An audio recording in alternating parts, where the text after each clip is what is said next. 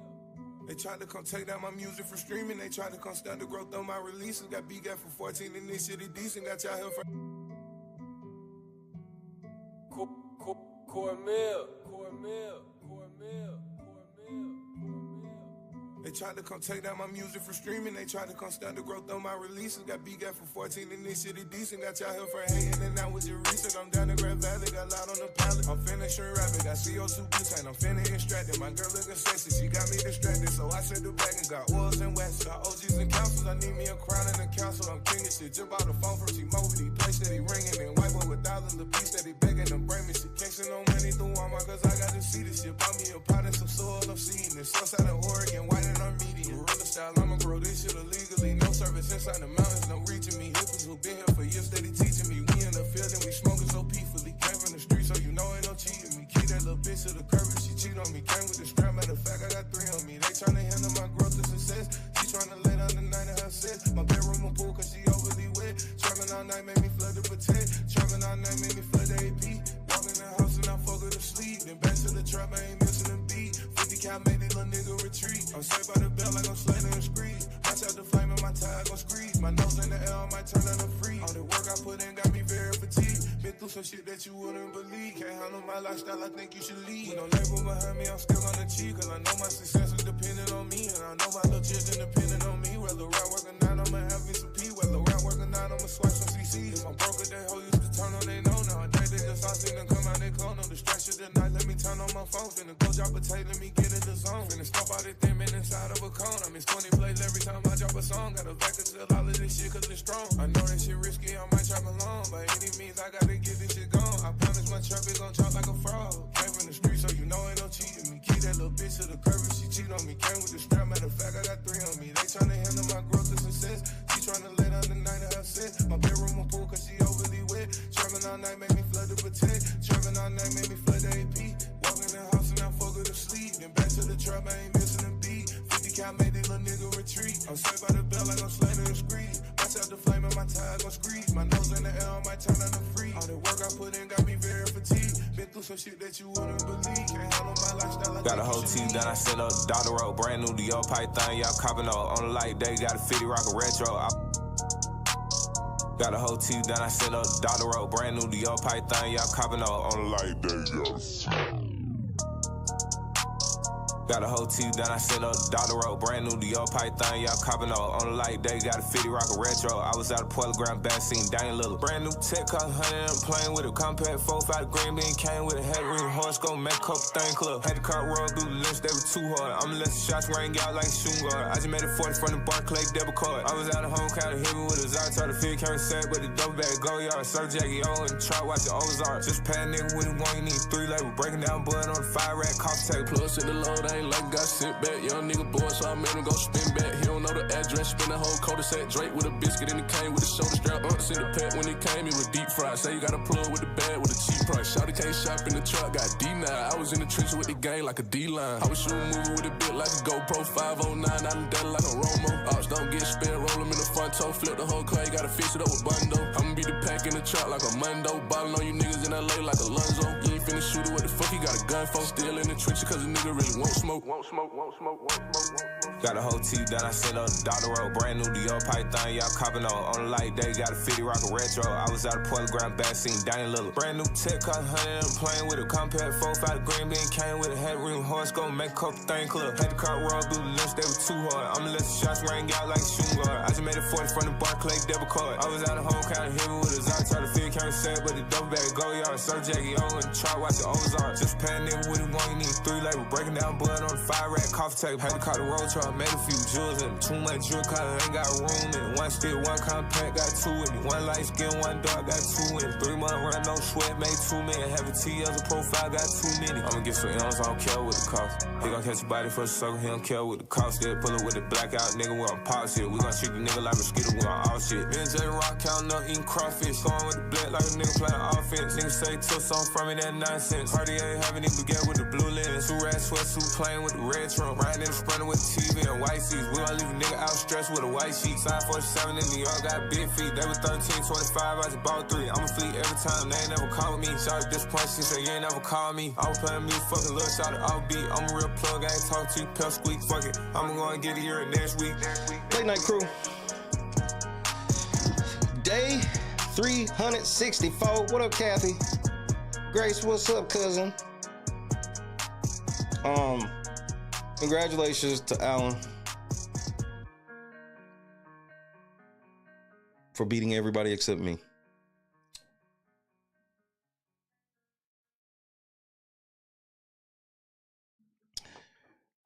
Brand new tech got 100 and we playing with it.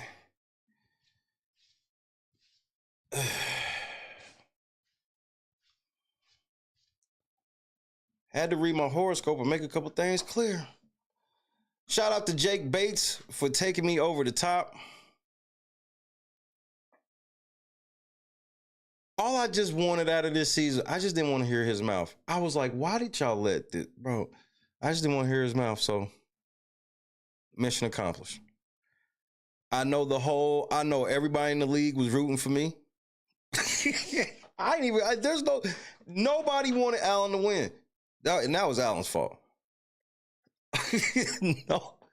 Nobody, everybody just did not want Allen to win. And somehow they let this fool get to the championship. And they needed Daddy to come through with one. And what you think Daddy did? I like when you like this, Daddy. Daddy, I like when you scrambling and scraping for shit. I like that. Well, you was almost there, Puff, but I wasn't really scrambling nor scraping. I ain't gonna lie, I was scrambling and scraping, and Tommy just told me to score. I was like, wait, that sounds like another field goal. Tommy said 34-28. Tommy came in bearing gifts this evening. So big shout out to motherfucking Tommy in the building. Out the cap. He has been the LNC scoreboard for about 5 years running now. And bro, he came through with a score update a motherfucker wanted to hear. Do you hear me? So right before I got this picture and put it up on the screen, I just found out. Hey, Allen got cute. He got cute and then got lucky. When I saw what he did, I said, man, I was like, bro, that's a gamble you just took. Because I knew what I knew for this week for my other league. He had two quarterbacks. He had motherfucking Joe Burrow and Jaden Daniels. When I saw he was not going to play Joe Burrow, I was like, oh, boy, you messed up. He's going crazy today. And Joe Burrow went for 412, 3 touchdowns. He had all that shit on the bench. I know, that was painful. But then he got lucky. Jaden Daniels gets to overtime and then drives all the way down for a touchdown. I was like, what was he playing against? Cones? Where's Javon? Has Javon made it in here yet? Because I got to tell him something before we get started with the real. Jazzy Steph, Happy New Year. Tia, Happy New Year. Anita, Happy New Year. Lisa, Happy New Year.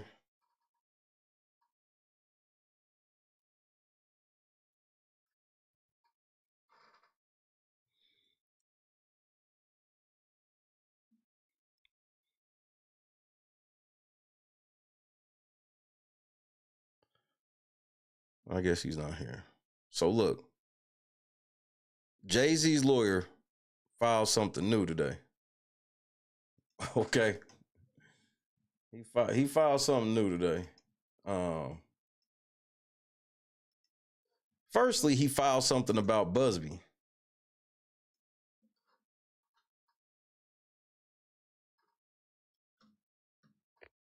Tactical nuke incoming! As of right now, Shay has no plans.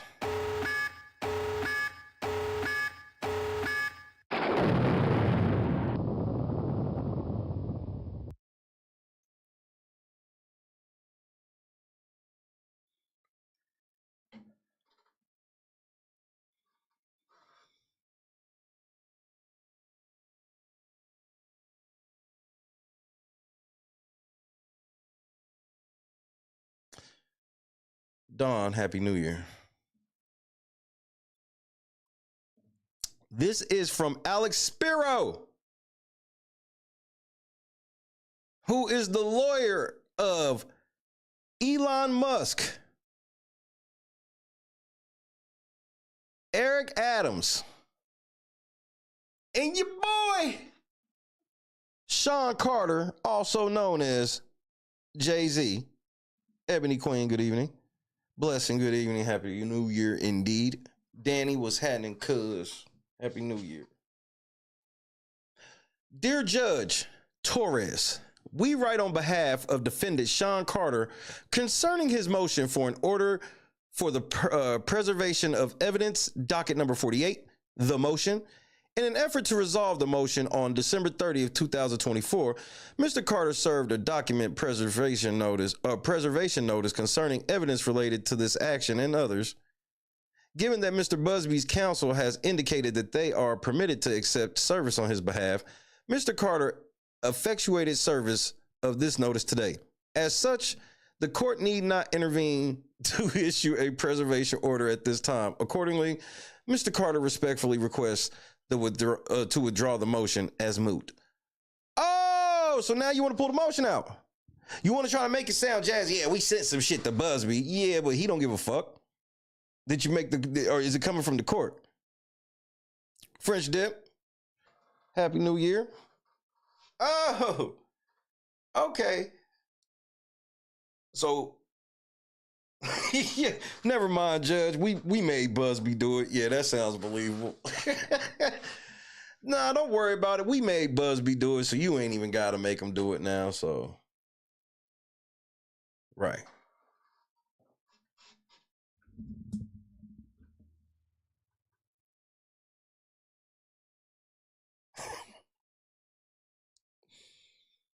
But it gets worse. This one's the comical one. The other document that was filed today, because this was document 56, but document 55 is a smoker.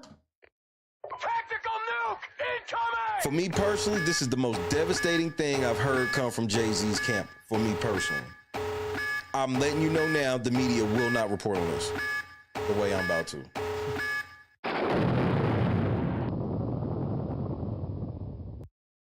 The other letter.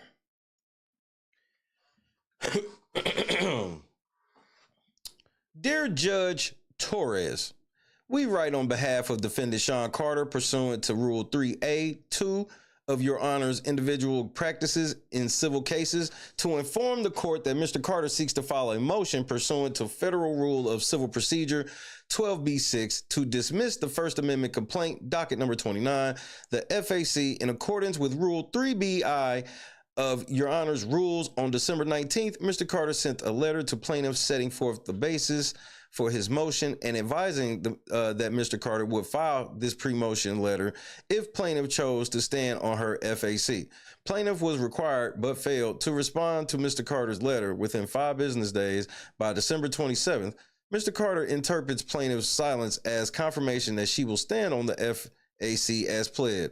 Accordingly, Mr. Carter submits this pre-motion letter concerning his anticipated motion to dismiss, which will raise the following arguments. Have a seat, y'all. Victoria, good evening. Midnight, good evening.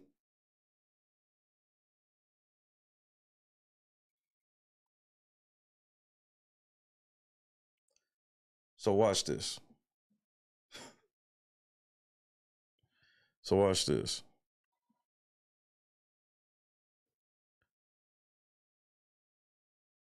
And he just missed that kick to make it as close as possible. How much time left in the game?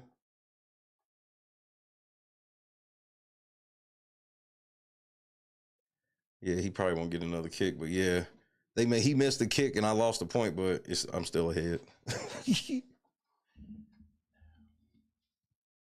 This is crazy.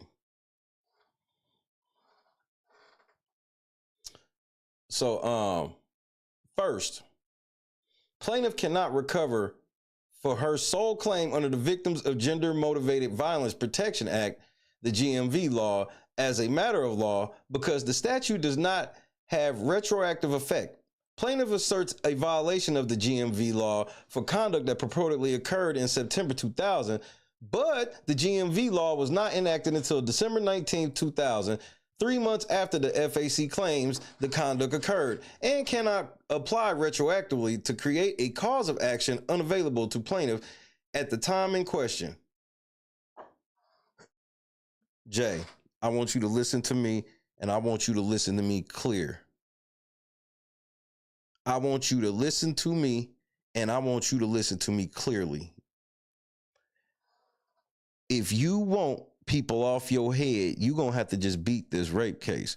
This whole shit where you like, well, if I did rape her, it was outside of the statute of limitations. Nah, we're not really going for that, bro.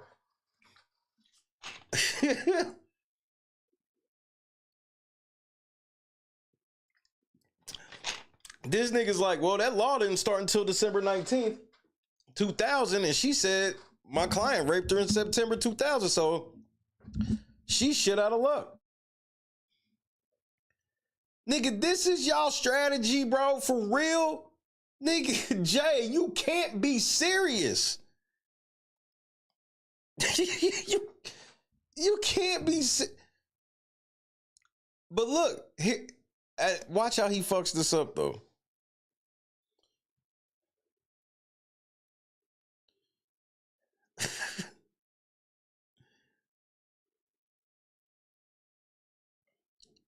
So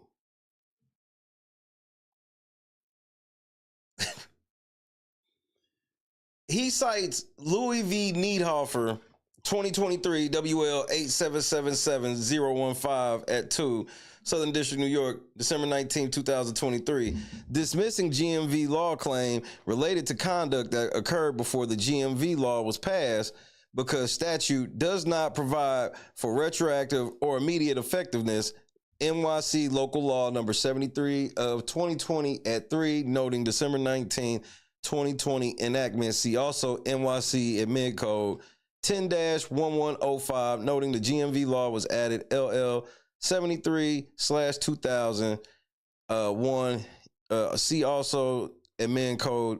No, my bad. No, that's December 19, 2000. So that's when that law got acted. My bad. A contrary conclusion would violate both state and federal due process protections. Jay, if you want this loophole, cool. That's cool. If this is how you trying to play it, when I raped her, this law wasn't in effect. Okay, cool. You got it, Big Hova. Second of all, I gotta find the other part of the letter, because on the second part of the letter, it gets worse. This nigga sits here and he's like, this nigga's like, well, and if that don't work, just know that if that doesn't work, if my client did rape her, it wasn't in. All right, here, I got the other one. Like, if I did rape her, it wasn't in New York City. This is his defense. You about to see this shit. I'm like, so which one is it? Did you rape her when you could rape her, or did you, like, bro, I don't think somebody that's trying to, like, that has worried about what the public thinks should be playing this whole beating a rape on a loophole. Rapes aren't really things you try to beat on loopholes, because it's either you raped or you didn't. Most people don't sit and go, maybe I did, but when I did it, it was like basically legal. What did you say? It was basically legal.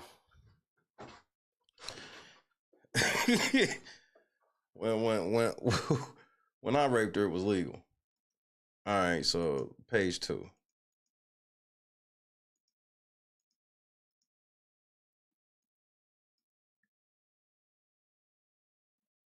Second, even if the GMV law had retroactive effect, it does not. To prevail, plaintiff must show that the violence conducted was committed within New York City. Bass versus World Wrestling Federation. Y'all niggas just, y'all throwing everybody under the bus, nigga. 129F sub 2D 491506 Eastern District, New York, 2001. See also Beverly versus 1115 Health Benefits Fund 420F sub 2D 4756 into Eastern District, New York, 2005.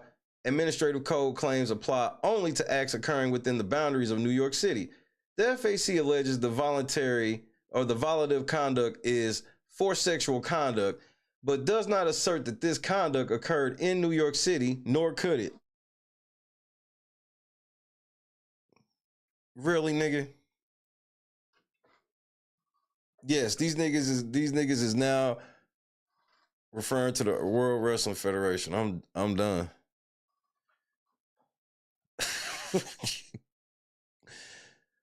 According to the FAC, plaintiff was driven from Radio City Music Hall to a large white residence with a gated U-shaped driveway, a drive that took 20 minutes, FAC 43, paragraphs 43 and 44. This is where the alleged assault took place. The FAC's description of the residence in question, however, combined with public records, confirms that any such residence, to the extent it existed at the time, would have been located outside the territorial boundaries of New York City. As such, assuming the well-played factual allegations are true, they are not. They cannot plausibly state a claim for relief. Jay, now I know you did it. See, I could have went with the other little loophole you was trying to do. Now you back to this whole 20 minutes away shit. Nigga, we've already talked to you about that. There's case precedent with this whole thing. You gonna hold her to this fucking, you really think you getting ready to hold her to this fucking precedent, bro? You not. You not. Soon as your lawyer doubles back to the 20-minute shit, I know the first shit was just total bullshit. Then nigga like, well, even if it can't. Well, Spiro, some people thinks that she has the year wrong altogether and that it's 2003. What if these people been right from the beginning, Spiro? What if it is 2003? Then ain't none of this working. How did we go from there's no way that Jay-Z raped her to now we trying to win on a loophole? This is why, because Jay-Z don't want this shit. He don't want no deposition on this or nothing. You would think you would want a deposition. I would want a deposition. Why wouldn't I want a deposition? I ain't raped nobody. Come on with the shits, nigga. The fuck you mean? Y'all niggas be having different fears, bro. Yeah, the judge already told y'all need to sit down with all this goofy shit, and she told you to stop filing shit, and you didn't even make, she told your motherfucking ass on December 26th, stop filing shit. You didn't even make it to 25, my nigga. And she told you this shit is not, she directly said this shit is not going to help you or your client. I mean, this is the goofiest shit I ever seen, bro. Now y'all niggas is like, all right, well, if I raped her, it was before that law was enacted. Like 2 months before. I got good timing, don't I?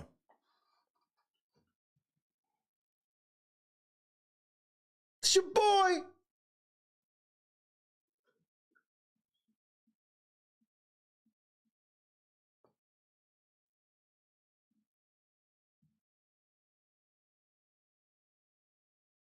Lana, what's happening? I don't know. I mean, I know the NFL mad as fuck at this nigga. They looking at this nigga like, will you stop?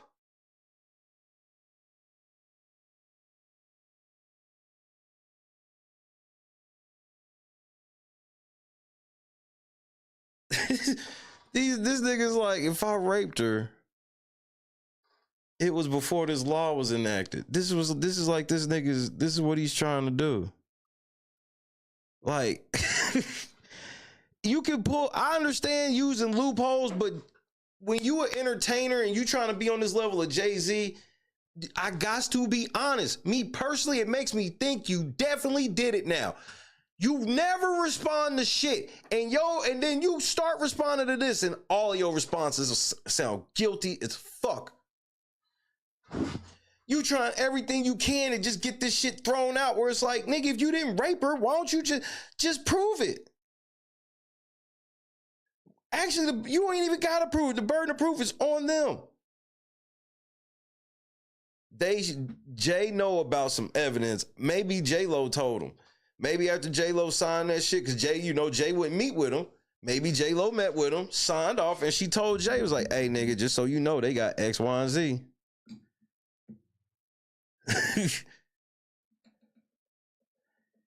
Cause he's trying everything he can. Now this nigga's like, you can't be in a, fellas, if you are facing a rape charge, if you know you didn't do it, don't be trying to get off on no technicality. Because even if he gets off on said technicality, his public shit this makes him look bad. You trying to beat a rape on a technicality, it's... John Luna in the cut one time. Ladies, break out the Methuselahs. Happy New Year. Bring it in Methuselah!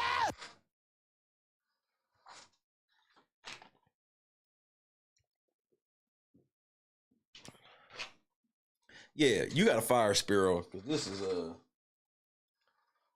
the way this nigga's moving is outrageous. She just told this nigga to stop doing this shit. That's the part I think is going over a lot of people's head too, is she just told that nigga to stop doing this.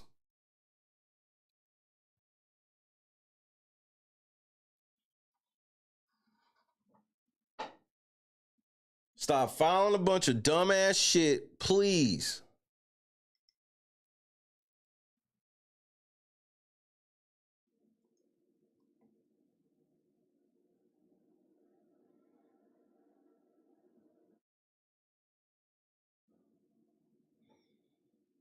Not even a week ago. I just knew he would make it out of 2024. Nope, this nigga's like, and then he's trying to be a smart ass too when he say shit like, Your Honor's rules of conduct and da-da.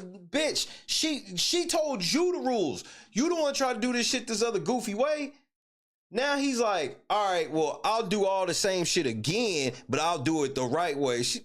Bro, she told you not only did you do it wrong, I don't think you read what the judge said.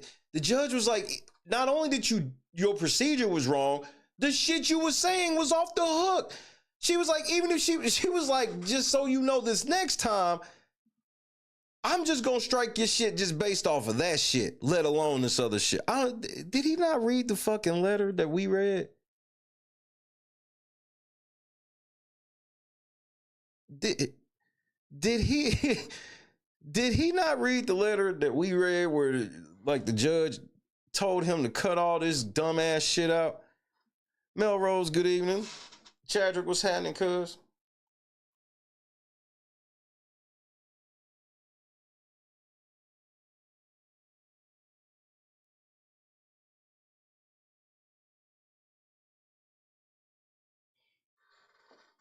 Jared Goff kneels to officially give me my championship. An LNC champion. Me. The judge is pissed. I'm telling you, the judge was mad when she saw he filed something today. She didn't give a fuck what it was. This nigga could have video proof. Bro, you were supposed to... Bro, I love it. This is great because this makes Jay-Z look totally fucking guilty. I don't give a fuck what you say. This shit makes this nigga look guilty as fuck.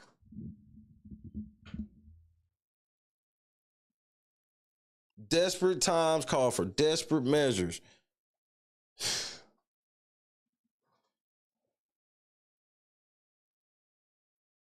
This is what this look like. I'm like, you trying to beat a rape on a loophole, nigga? This is embarrassing.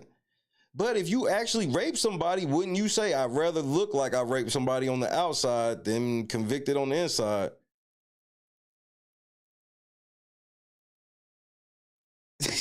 They just laid out a path to conviction. Like, again, when Diddy was facing this same charge, Diddy didn't say shit.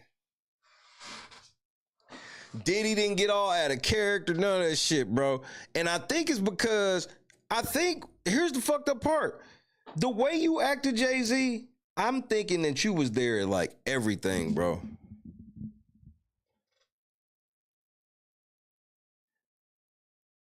And here's the part that should really scare you.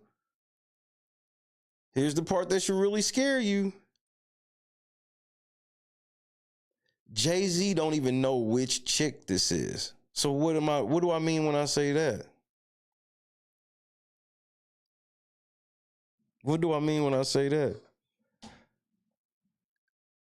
he's acting like he raped somebody, but he don't know who he done raped. That means, bro, it's multiple chicks. Multiple.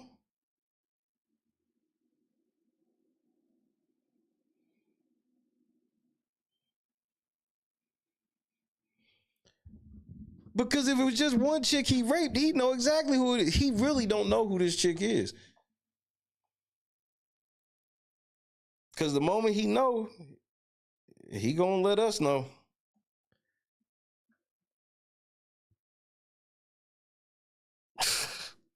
Hit the like button, hit the PayPal Cash App.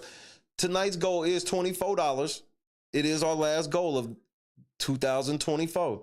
So yeah, I put a $4 premium on the $20 goal. So deal with it, nigga. $24 goal for the, and we gonna hit the last goal of the, we gotta hit the last goal of the year. We gotta hit the last and the first. So that way, no matter what happened in the middle, it felt like a whole year worth. We did get the first. And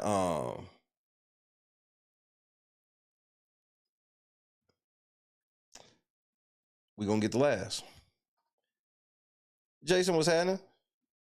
Diddy is definitely laughing because Diddy's like, Jay is not built for this shit. Big drug dealer Jay, this nigga, I'm supposed to believe he's the cool, calm, collected nigga that would sleep with all the bricks in the basement. Look how this nigga freaking out over a little charge. Lisa in the cup one time, ladies. Break out the Methuselahs. Break out the Methuselahs. Well, I appreciate you coming through, so we'll keep the content pumping.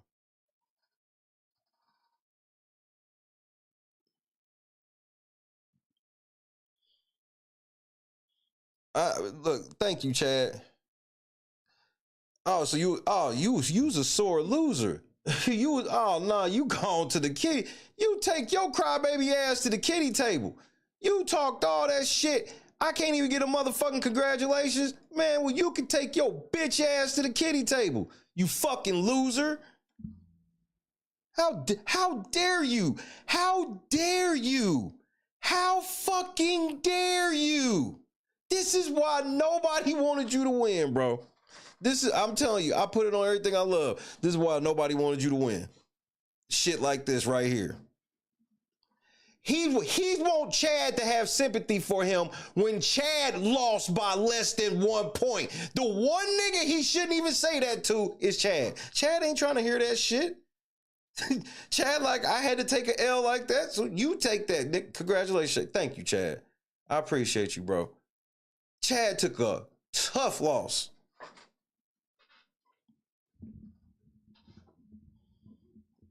Chad took a tough loss. He gonna slide and just shit all on my motherfucking championship, nigga. How dare, nigga, had I lost by less than 1 point, I would have congratulated you at least before I said anything. This nigga don't even want to congratulate a nigga. Mad. Let's dedicate this to Alan. I got you, Alan. You motherfucker. Hey. Rockin'. Big bag. Got these niggas big mad. Gucci all white on mirror jeans. Thigh pad. Put it on how I want to. Mismatch. I do the shit. Big bag. Got these niggas big mad. Can't believe they still hating.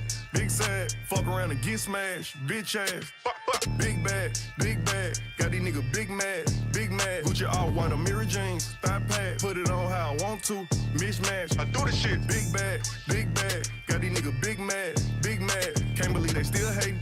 Big sad. Fuck around and get smashed. Bitch ass. Big bag. Got these niggas big mad.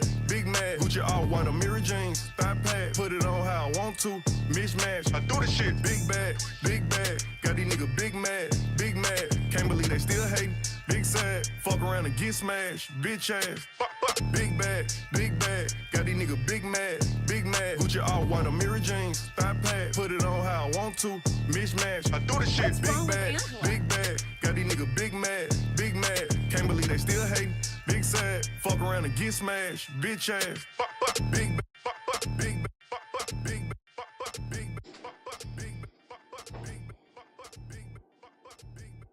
And it was actually closer than this. It's actually 170-26. Scott Johnson in the cut one time. Let's break out the fucking Methuselahs. Random news, cousin. One of the top YouTubers in 2024. I put it on my mama. I put that shit on my mama. Goat in the building. Happy New Year. Shout out to Random News. Even though he know that Jake Bates missing 2 extra points is a fucking anomaly. He won't even admit that. Admit that Jake Bates missing 2 extra points is an anomaly. He hit a 57-yarder in the game.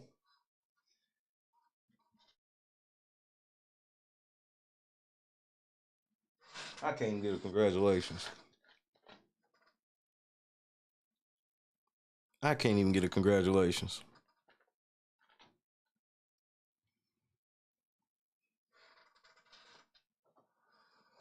Everybody shooting at me. It's me. I'm the standard, nigga. I'm the stand. Nigga, I'm him.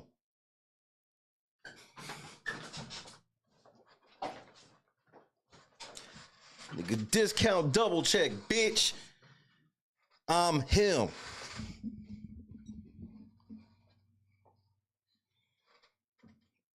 Shout out to French Dip, Chadrick, Tommy, Nopper, motherfucking Bubba's Eats. How are we almost at 16,000 subscribers? We wasn't even at 10. Oh, Jay raped somebody. Allegedly. Right, Jay. I don't please, Jay-Z, don't send your killers after me. Miss CC.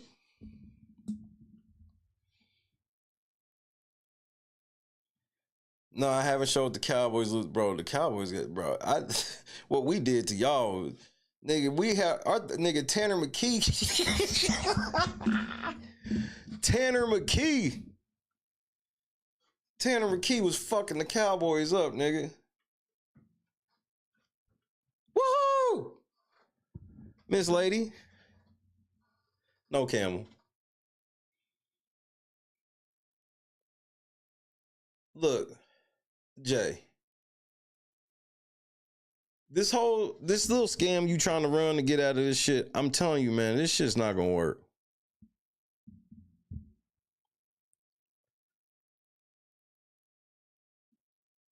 So let's read this last paragraph because this shit bad, bro. Third, any viable GMV law claim is time barred under New York's Child Victims Act, CVA, which prompts plaintiffs' GMV law claim. The FAC alleges that the conduct occurred 20 plus years ago, well outside the CVA's statute of limitations. Though the CVA was amended in 2019 to create a 2-year and 6-month revival period, that period expired in August 2021. CPLR 214G, plaintiff seeks to plead around this statute of limitation issue by asserting a claim under the GMV law, which contains a longer revival period. Courts in this district, however, have recognized that the CVA's revival period preempts the GMV laws, overlapping an extended one. Bellino v. Tallarico, 2024, WL1344075 at 1. Southern District, New York, February 21, 2024. Appeal withdrawn, 2024, WL3170987. Second Circuit, April 4th, 2024. See also FAC 71. As such, plaintiff's claim expired no later than August 2021. Thank you, Your Honor. Thank you for Your Honor's consideration of this request. Respectfully submitted, Alex Spiro, the motherfucking dummy. Check this out, nigga. Check this out. Let me holler at you right quick.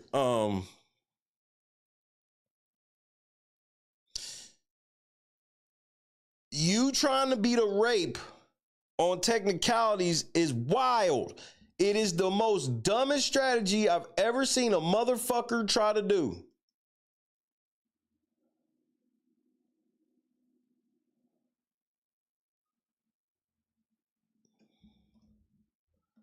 This strategy is beyond stupid.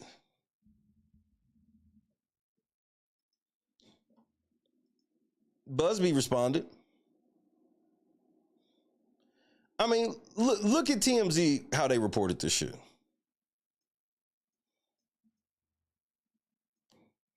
Hit that like button if you haven't already. Need you to do that. Or get the fuck out. You know, we got to start to your right.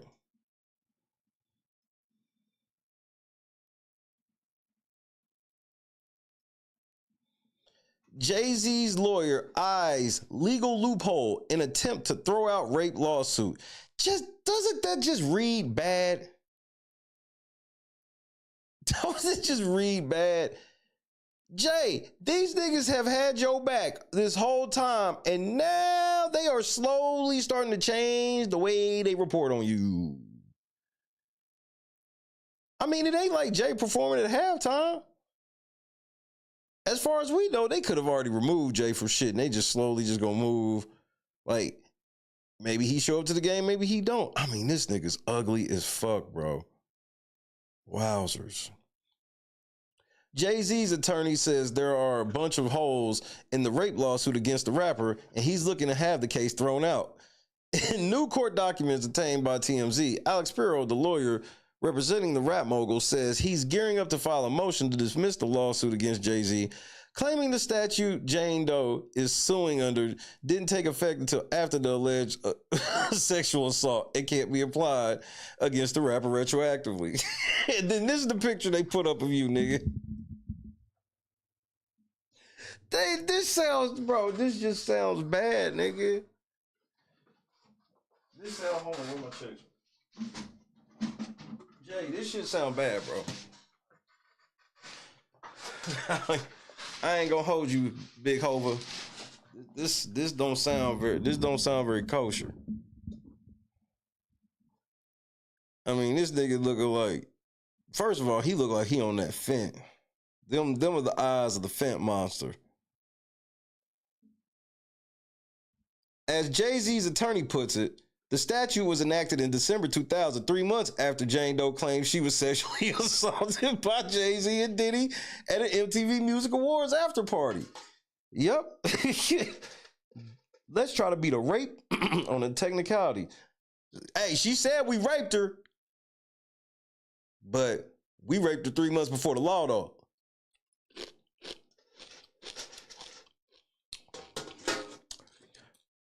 Sorry for her.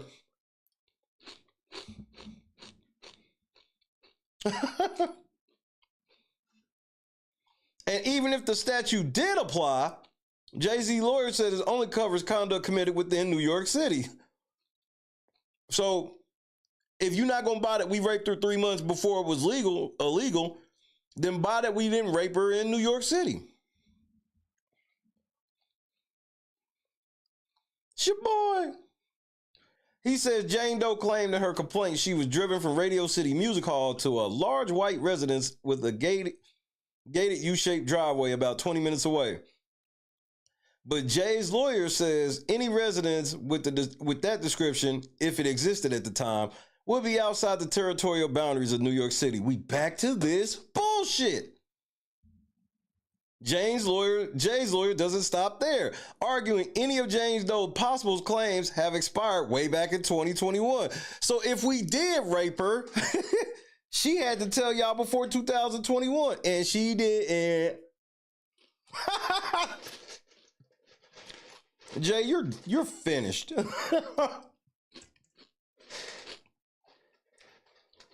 Jay-Z, you are fucking finished, nigga. Is this really the play?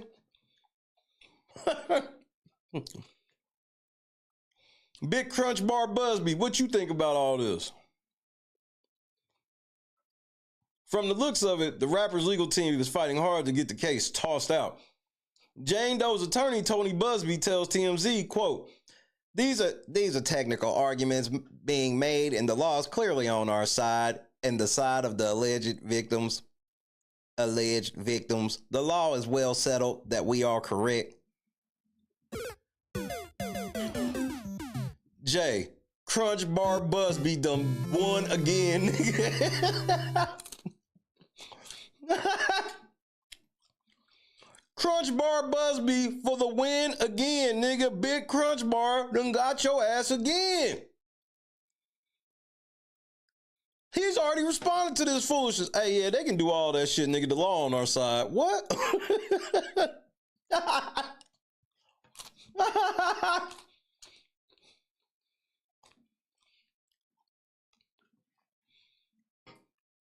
This nigga dick look like 5 sewn together pork rinds, nigga, and you let this nigga beat you again.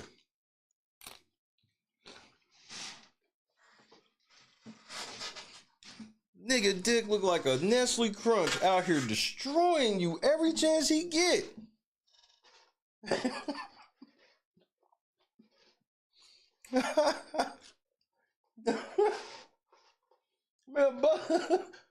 Man, Alex Spiro, bro, you know how much he charging Jay for all this foolishness too? He probably charging like $7,000 an hour.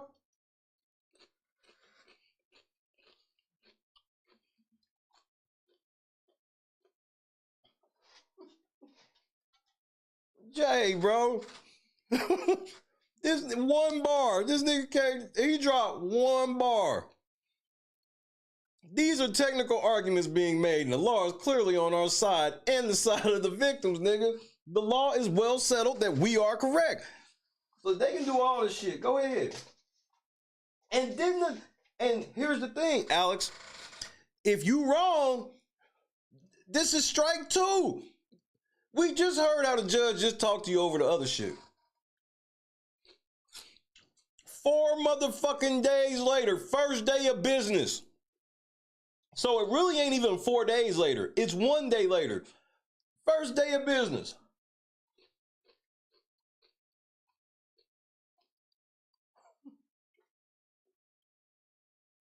Maybe he's trying to leave all that goofy shit in 2024.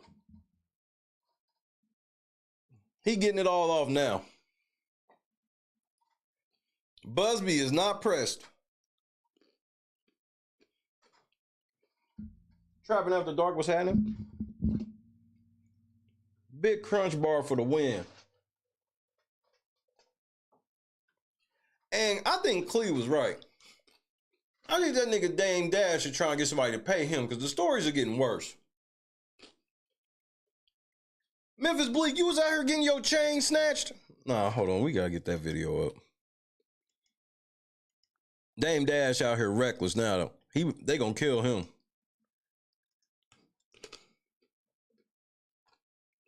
He doing this shit trying to get a couple dollars, but they getting ready to kill him.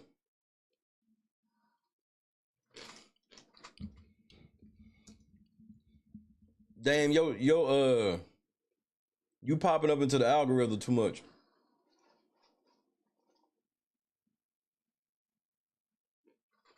N.O.R.E mad, Memphis Bleak mad.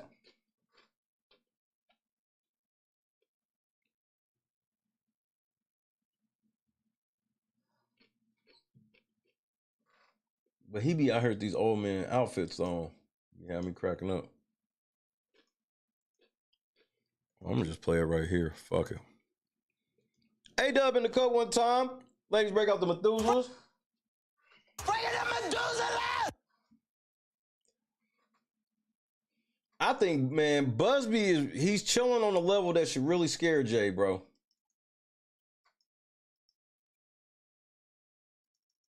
Jay's being a little too comfortable right now. And he gotta realize these niggas not playing.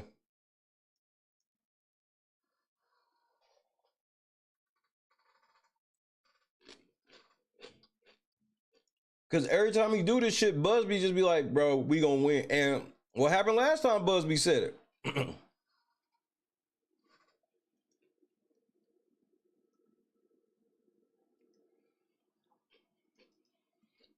Busby was like he wasn't worried. Next thing we heard was the judge.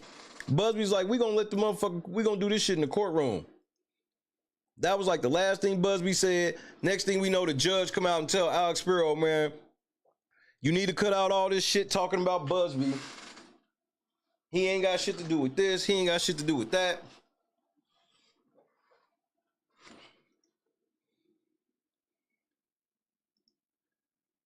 First of all, I want to see this shit that Dane was saying about motherfucking Diddy.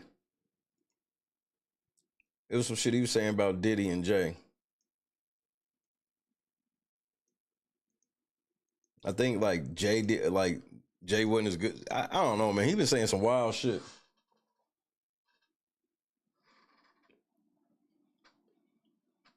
He been saying some wild shit. Let me grab my drink right quick before I play this motherfucker. Hit that like button. Hurry up.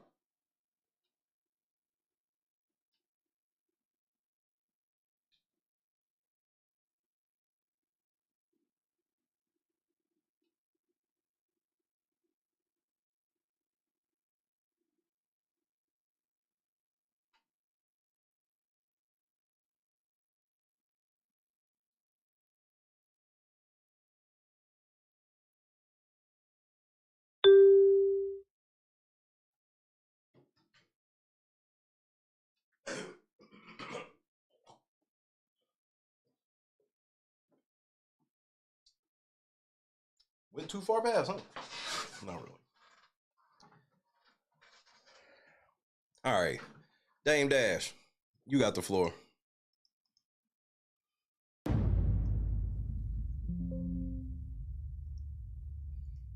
It was your idea, all the movies that was done on Rockefeller. You was the one behind it.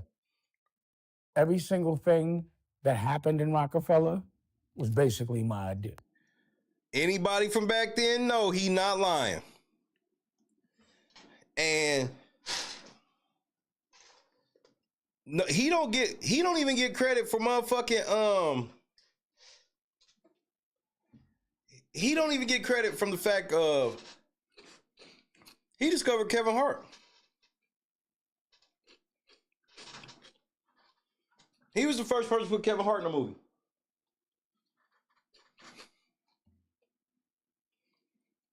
Shit was funny too. But yeah, Homeboy did his job. He rapped.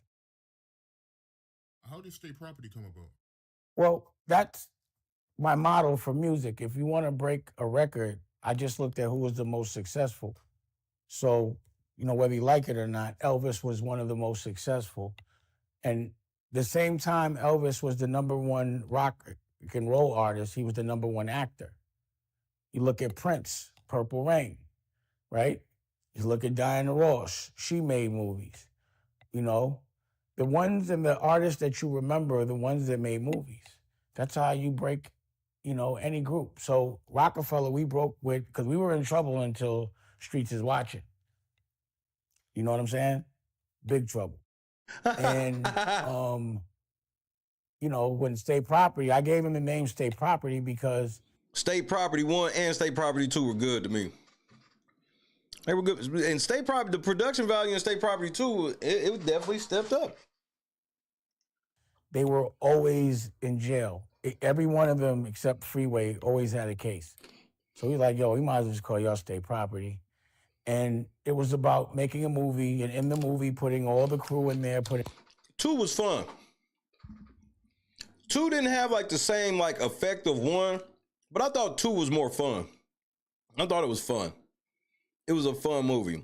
More than 1 was a more realistic interpretation. 2 was more fun. All the clothes, it was based, it was inspired by things and true events that had actually happened, but then it got completely exaggerated and turned into straight fiction. And then we made a soundtrack. Dame Dash got one of the greatest I put it on a mixtape. When Dame Dash went off on Beans for calling his phone, how the fuck this nigga get my number anyway? And I put the way I looked at it was, because every artist, had a budget, but if I could do one project and put all the artists on it, it wouldn't come out their budget. There would be a new budget, and whichever record or single from that soundtrack kicked off, that would be the artist that would come out first. That would dictate, who we would put our attention on, because you couldn't work all these different records at one time. It's just too much money on the street. and not enough resources and not enough manpower. And what came out of that, I think, was Chris and Neef, their single. It was a bunch of stuff. But it was like a way I could make videos without, you know, taking it out of their budgets. Wow. So the streets is watching was your idea. Come on, bro. Yeah, of course. Yeah, what happened there was, and again, look at the receipts. For some reason, Homeboy wanted to be, and I hate to say this now, but Puff was killing him.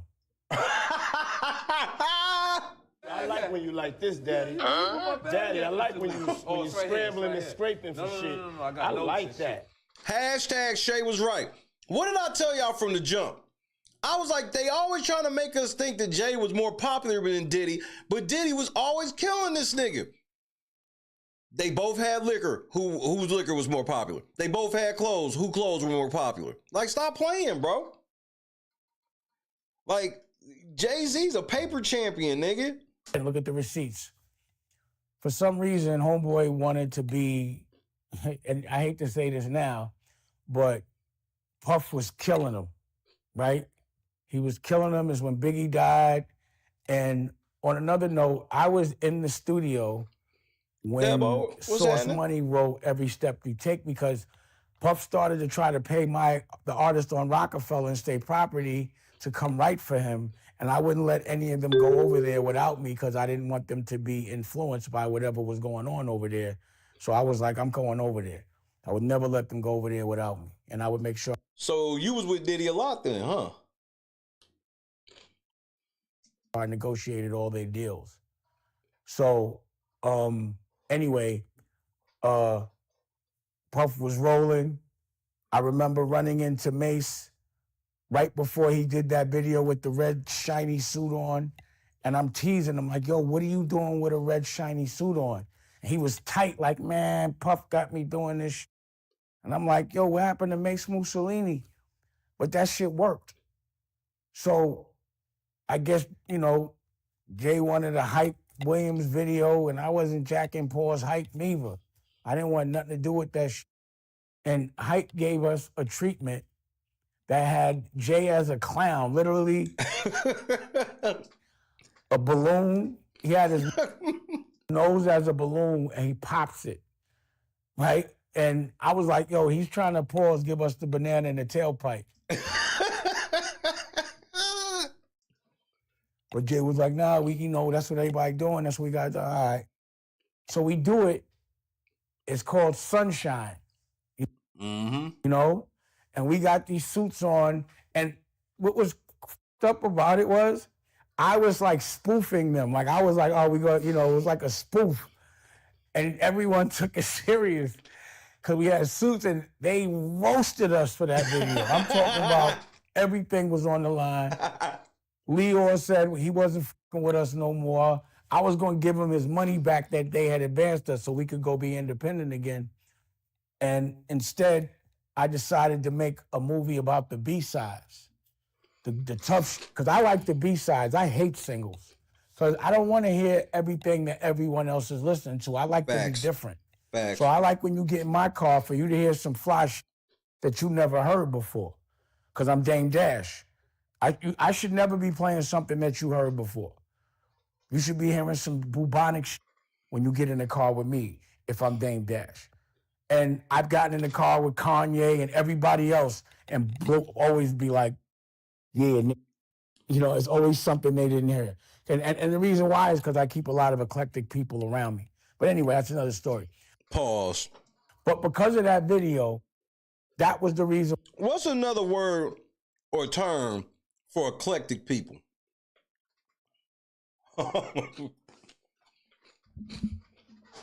Let's talk about it.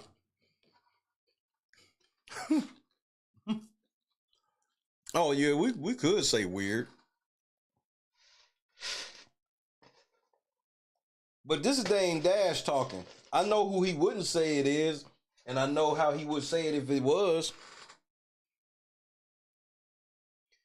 Uh-oh, talk plain, Jason. See, Dame Dash ain't gonna say he was around some gay niggas. He gonna say he was around some niggas that was eclectic.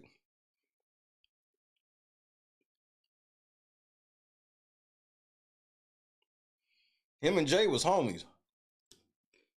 Why we did Streets is Watching, and that's what took us off, was Streets is Watching. But yeah, every single movie, every single idea, Rockware, any other vertical that came from Paul's Rockefeller was completely my idea. And I dare somebody to say it wasn't. I could say that with full confidence. Yeah, that Streets is Watching was classic, man. I remember being a kid and my uncles, they had that on repeat, like nonstop. They just kept playing that over and over. When we made it, the way I looked at it was, we had just got, all of us had screens. No. Jay had screens in his Lexus. I didn't have screens in mine. What kind of screens? Did I? I can't remember. But, you know, that was when everybody was putting screens in the headrest. But you needed something to play. So I was like, yo, it'll be like a visual album. So while it's playing, you could watch it, you could hear it. And I've always made visual albums from then on, you know? I thought you said for men. But that was completely my idea. Yeah, that shit was hard, man. That friend or foe, imaginary player. Yeah, I gotta release that in HD, man. Like the versions that's online is bad quality. I know. It's me. I got it. You know what it is sometimes revisiting, I be so into the new stuff. But you're right. I'll deal with all that. I'll deal with it. Gotta ask you, right? I don't know if I'm tripping or not, but is that a pause button? Yeah.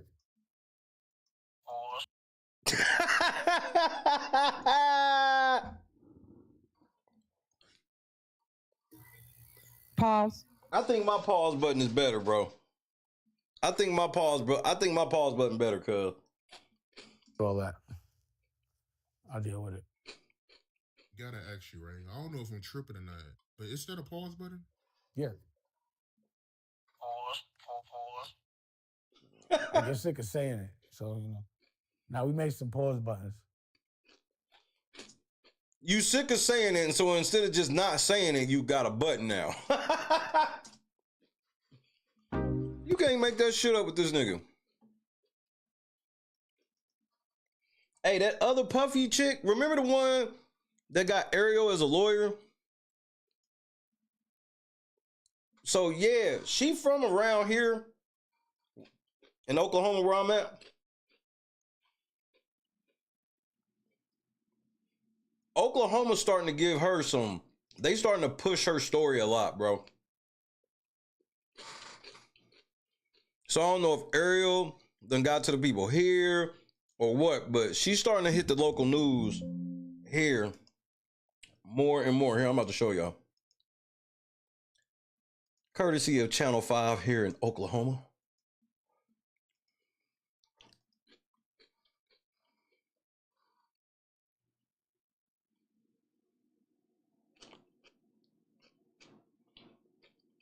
If she still got Ariel as her lawyer, nigga, I don't want to hear this shit, bitch.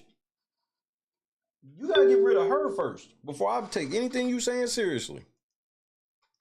Rapper Sean Diddy Combs' list of accusers now includes an Oklahoma woman. In a brand new lawsuit, she claims she was lured to one of his parties in 2006. I ain't even gonna say it, bro. Look, ma'am, I say this respectfully. You've got to stay up out of Christian and Troy. You spending way too much money in there and for nothing. There she says Diddy drugged and sexually assaulted her. News 4's Tanner DeLeon takes a closer look at the accusations. It's difficult, but scary at the same time. But I do know that I do want my story to be told. LaTroya Grayson, along with we in Oklahoma, Jason. Her attorney talking with News Nation after filing a lawsuit against rapper Sean Diddy Combs, alleging she was drugged and sexually assaulted. Today, she was very brave, and through her, her... Yo, Rick is so wild and has went so far off the meter. It's shit that I can't even tell you on TV. I mean, for the sake of our friendship, you know what I'm saying? Bitch sitting up there looking like Michael Myers. But trust me, he's went there. He He just went where it's like, yo, Rick, man, what the fuck is wrong with you, man? You done took this shit too far. Pasty And his hoe. response is like this. There's no such place. Darkness. Let's go to the abyss, nigga. I'm not with it, man. I don't want to go to the abyss, man. You know what I'm saying? Rick wants to go to the abyss. In fact, he dwells in the abyss. Rick James dwells in the abyss, okay? And he wants company sometimes, you know? And for some reason, he likes to reach out for me. Whenever I'm around, when he wants to go there, he will reach out for me to try to take me to the abyss with him. And I'm not with it, man. I'm not with it. And that's when we end up, you know, tussling or whatever, you know what I'm saying?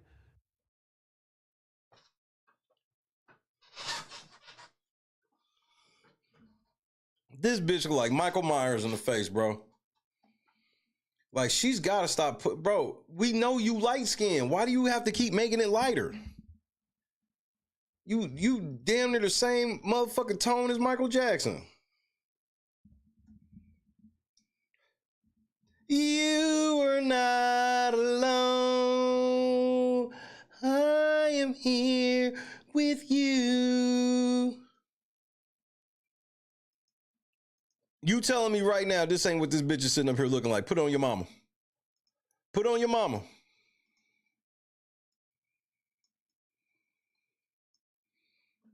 They got the damn same hairstyle and the same, they face is basically the same color.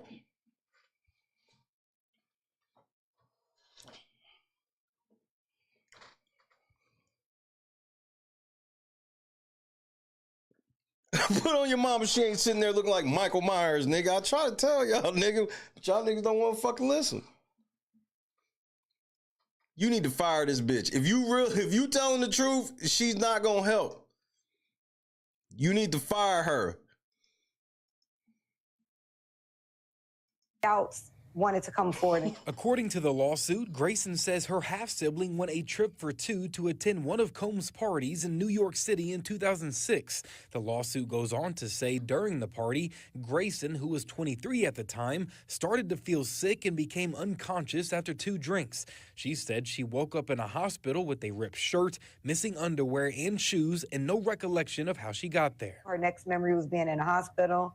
After finally returning back to the hotel, she had to leave shortly thereafter to go back to Oklahoma. And then the next day she received a call from an unidentified woman telling her that she shouldn't pursue anything against Diddy because it would be a waste of time. Grayson said we didn't get to hear it. As soon as she tried to talk, she made her shut. So can you tell us what happened? Wait, I don't think we need to just be peppering her with questions. Was scared to report it and believe what the caller had told her. But now, with Combs in jail on federal charges, including racketeering and sex trafficking, Grayson says she feels more comfortable telling her story. Anyone else that was impacted by it, I think they should also tell their story. In a statement to NBC News, Combs' attorney called Grayson's allegations, quote, pure fiction. Tanner De Leon, Oklahoma's News 4. And Combs has pleaded not guilty to those federal charges. His trial is scheduled to start May 5th. It's the schnoz for me. Look, if you want me to believe what you trying to get me to believe,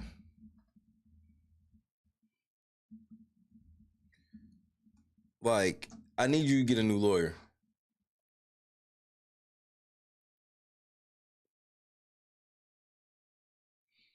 You gotta get a new lawyer. She's not gonna help.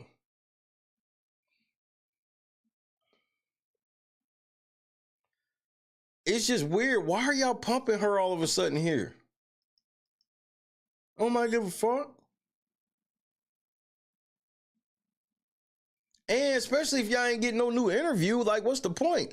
If I'm y'all, Channel 5, I'm telling Ariel, we not just gonna be playing this bullshit for you. You gonna have to show us or show up for us or something, nigga.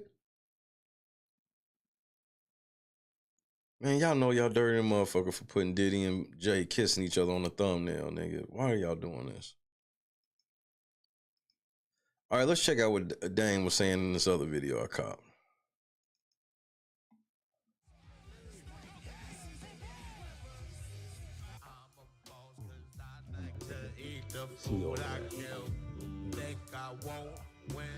Quick check real quick. CEO Anunnaki.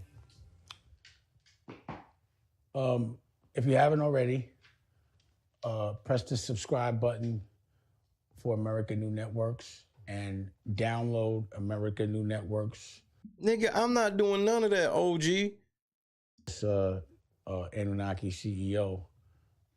You could just press the shop button and take it from there. What's good, Dan? What's happening? So, N.O.R.E.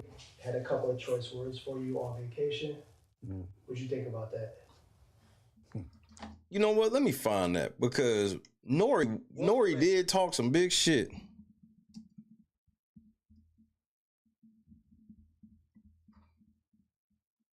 That nigga told N.O.R.E. or that nigga N.O.R.E. said, "Hey, nigga, I am the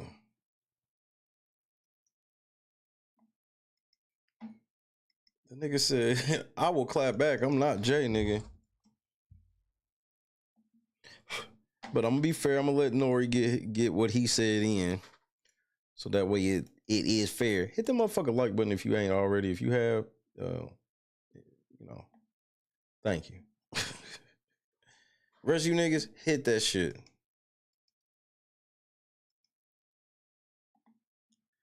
All right, I'll let you go, Dame, until this is ready. Well, so I guess this happened last night. And I, for some reason on Sundays, I take naps. I don't know. I love a good nap. So I took a nap and I woke up to Big Face Gary and he was like, call me, pause. That's my pause button. Woke up to Big Face Gary. Pause. How the fuck is a nigga calling you pause? This is when you start sounding gay to me. You can't have a phone conversation with a man without it. You saying you talked to a man on the phone sounds gay. Like, where does it too much? Where is it too much? I had a conversation with my mans on the phone. Pause. N.O.R.E., go ahead. We'll be back to OG. I have nothing but respect for Dave, but they ain't been coming at me. I was on Drink Champs, and N.O.R.E. was so adamant about me drinking Ciroc. So I'm like, what was in them drinks? I don't want to respond with disrespect, but I got to let you know that I'm not going to be disrespected. Right. And the fact... Wait a minute, nigga. You got on a Jay-Z hat right now. Wait. Hold on, N.O.R.E. You got on Jay-Z's hat right now. The fact that you keep taking, like, these little fake shots, it's corny, bro. Like, I have nothing to do with that shit. But at the end of the day, I will respond because if we're supposed to... Nigga, N.O.R.E. sounds so bad now, bro. ...to be black and excellent, I've never got paid for not one of these movies that I've done. I've never got paid for one of these soundtracks that I've done.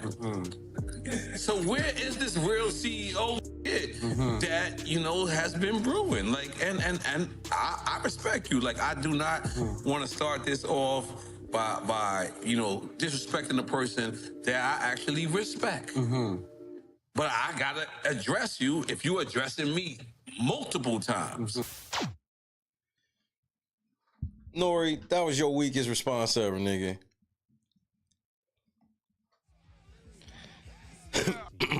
Diddy made N.O.R.E. blow birthday candles out, nigga, on a cupcake, nigga. And he tried to do that shit like he was gangster, but it didn't come across as such. Also, if you like what I'm wearing, this Anunnaki CEO, you could just press the shop button and take it from there. What's good, Dan? What's happening? So, N.O.R.E. had a couple of choice Hit that like button. We only got 122 likes. Bro, I promise, if we got almost 300 people here, I will send this motherfucker commercial, bro. Y'all better hit that like button, bro, or we get the commercials really jumping off in this bitch. It's day 364 of the year, cuz. Let's celebrate. Indian Summer was happening. Josu was happening. Well, so I guess this happened last night. And I, for some reason on Sundays, I take naps. I don't know. I love a good nap. So I took a nap and I woke up to Big Face Gary and he was like, called me, pause. Look at my pause button. Woke up to Big Face Gary. That's crazy. Okay. Okay. Indian was right. Okay. It was a delayed pause. Okay, the pause actually did make sense. He woke up to Gary. But I don't know how that's really paused either because you ain't never fell asleep over your nigga's house. So the fact you woke up and saw him, that's gay. Like, yeah, what are we doing, bro? So he called me and I woke up and he was like, yo, N.O.R.E said, you know, lame Dame, and he called me and told me he's coming at you. Pause. As soon as he gets back from vacation.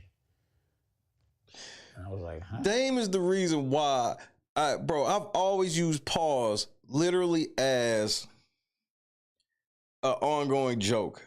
It's a running joke for me more than the seriousness of it. Like, you'll know when it's like a serious pause, but like, this is where I be getting it from. Dame just pause. He's always been like this too. I was like, he could just call me.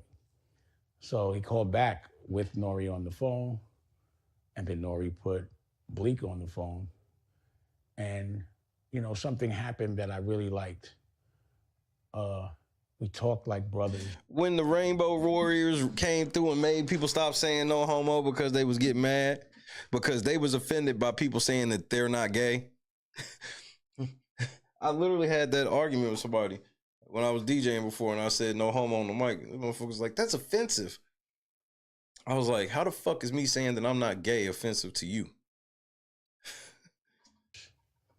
Honestly, we were able to, you know, we made a decision not to speak about exactly what we spoke about. But at the time, I didn't know that there was a video out, so this is the reason why I'm addressing it. But at the end of the day, we worked it out. And it honestly felt like real brothers arguing or speaking on things that they didn't like about one another. And I think it's important that men talk instead of having problems on the internet and then getting into a bigger problem. But how can we talk when everything seems gay? Over words and misunderstandings. So, you know, for me, that was some real man shit that we got to speak.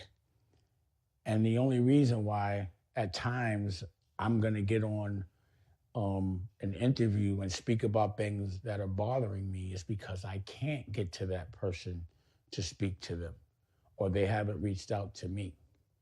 So now that we've spoke about it and we have an understanding or more clarity maybe about a misunderstanding, you know, it's all good. So big shout out to N.O.R.E. I hope you enjoy your vacation. I'm really happy that you're able to do those things now. You know, I did it a long time ago. I have no desire to do it. Why you dissing N.O.R.E like this? What? Hold on, Dame. You done made me go blurry. Gerard was happening. Dang, why you dissing N.O.R.E like this? I thought you was really doing a little peace offering joint right here, but nah, you actually punching this nigga in the face right now. I like being a family man and, you know, being Olive North, great to see you. With my whole or family. Oliver North, I'm sorry about that. I mean, I'm waiting for all my children to come to my house today. I'm waiting right now, and I'm really excited about where my life is right now. You know, what happens is once you do something once or twice, it becomes whack. You don't want to do it anymore. So a lot of the things that potentially I was doing when I was 20, I don't really get so excited about it at 53. But I do love when people get to experience that. And also, you know, with Bleak, because I guess I was after we were speaking and, you know, I was clear about whatever he... In Bleak's defense, Dame, you was saying that this nigga was getting his chain snatched, bro. He was saying, or how I thought I was... Because what happens is you only see the clips of what people send you. And you don't look at the other full interview and you don't know context. Well, and for we me, do over here. When somebody sends me something, I listen to a couple of words, and if I don't like it, I don't even look at it no more. I don't look at the full interview. I only see what was said about me. And then I usually hear more, like there'll be more, so I just stop. So maybe sometimes because I have PTSD, if I hear certain words, I'm gonna be triggered. So you just admitted that you be getting mad even when you don't know the whole story, and you refuse to listen for context, and you will just hear a couple of words, and if those couple of words don't sound right, you'll draw a greater conclusion. This is why you lost in the end. You a fucking hothead. You've always been a hothead. But you learned that shit didn't get you, nobody paid you any attention. It's this calm Dame Dash that's gotten you back out in the mainstream, if you will. This nigga Dame, bro. But, you know, again, if I misunderstood, then my bad. I'm man enough to be like, I was like, yo, if you really didn't have any ill intent, I apologize. But I just wasn't taking it like that. Pause. But either way, again, I gave my word. We're not going to talk about what we spoke about. All I'm saying is it was resolved like brothers, like men. And, you know, I think that's how everything should be handled.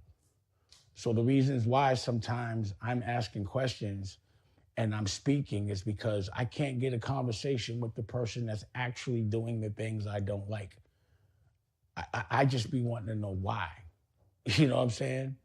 That's all. So what I wanted to do today, because, you know, I not so much went on to talk about, it's all the same stuff. But the name of this show is Bosses Take Losses. And because people are constantly talking about my losses or what they perceive as my losses, I just think people should learn from them. But they should know exactly what they are. What exactly were the losses? Why am I in a certain kind of pause position in this moment 30 years later? So I wanted to start with all of my verticals from when I was younger, in my 20s. And one of the reasons why I wanted to do this is because after I explain these things, then there's no excuse for someone to say they didn't know. They don't have to ask me questions about it other than if they don't understand what I said. So let's start with the music vertical. I started Rockefeller with Jay-Z and Biggs, and I can't say Rockefeller without giving them their props for being a part of it. So it's not like I'm speaking on them.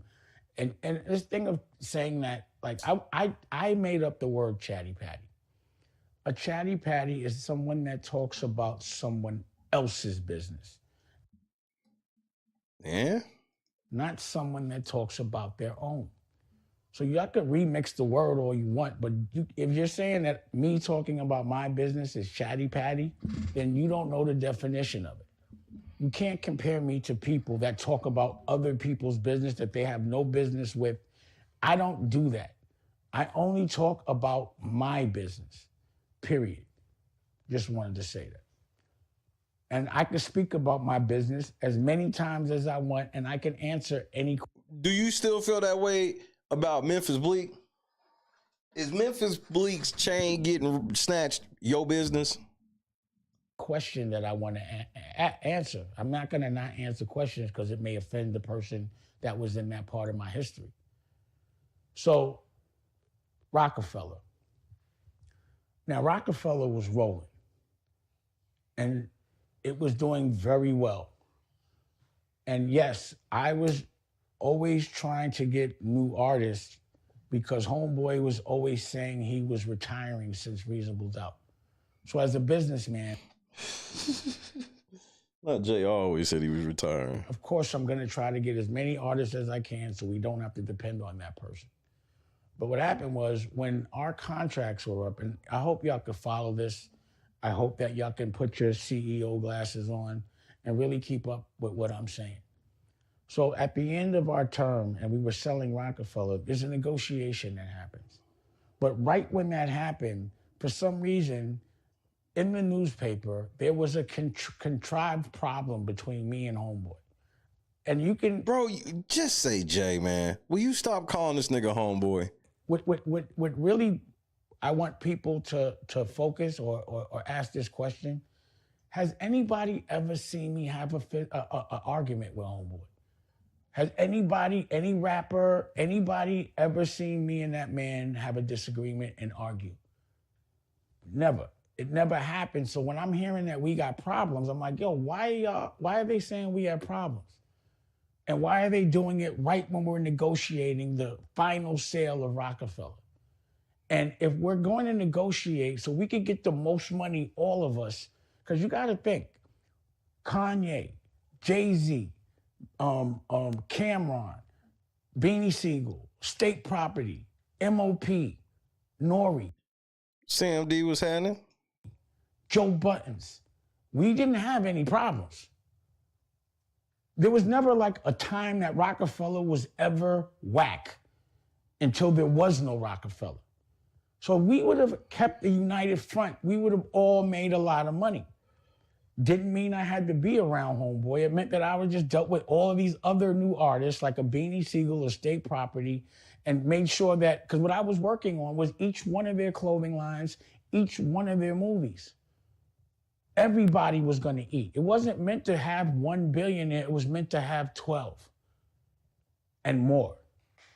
So if we would have stuck together, we would have been able to negotiate the illest deal. That's the problem.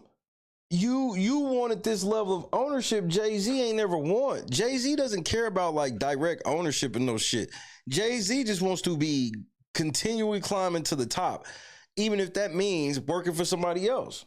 That's why Jay-Z's always been a good employee. He was a good employee for Rockefeller, a good employee for Def Jam. Jay-Z's always been a fucking employee. And he's always been controlled by them people. How you think your ass is sitting where you sitting right now, Dame? This whole thing where you trying to make it seem like you kind of just stepped out of the way. No, nigga, you was put out of the way, nigga. Jay-Z with the powers that be put your ass out of the way. Yeah, Jay-Z a real good slave. And everybody would have made more money. From the artists, because think about it, every single artist but Kanye ended up struggling. Ended up having to start over. Most of these artists were used to having someone that looked out for every aspect of their career and made sure they were protected. And all of a sudden, that person wasn't there anymore. And a lot of them, just because they weren't taught and were young, didn't know how to realize their potential without support. So a lot of people took a hit on that one. And then all of a sudden, there is no more Rockefeller. So the reason why in music, I can't get money from the money, or rather from the things I did for that 10 years, was because it was dismantled for no reason. And there has to be a reason. And I would like to know, what was the reason? So that's the reason why I had to start from scratch in music, but I didn't want to do music anymore. I was working with Rockware. So you would think he did all this in music and he can't monetize anything that he did because it got dismantled. You had all the ideas. I'll give you that, Dame. You had some great ideas and everything. But let's keep it funky, bro. Where you was fucking up it was your nasty ass attitude, man. You fucked up a lot of business that way with your nasty attitude. What happened with the fashion? You're doing all this work in Rockware.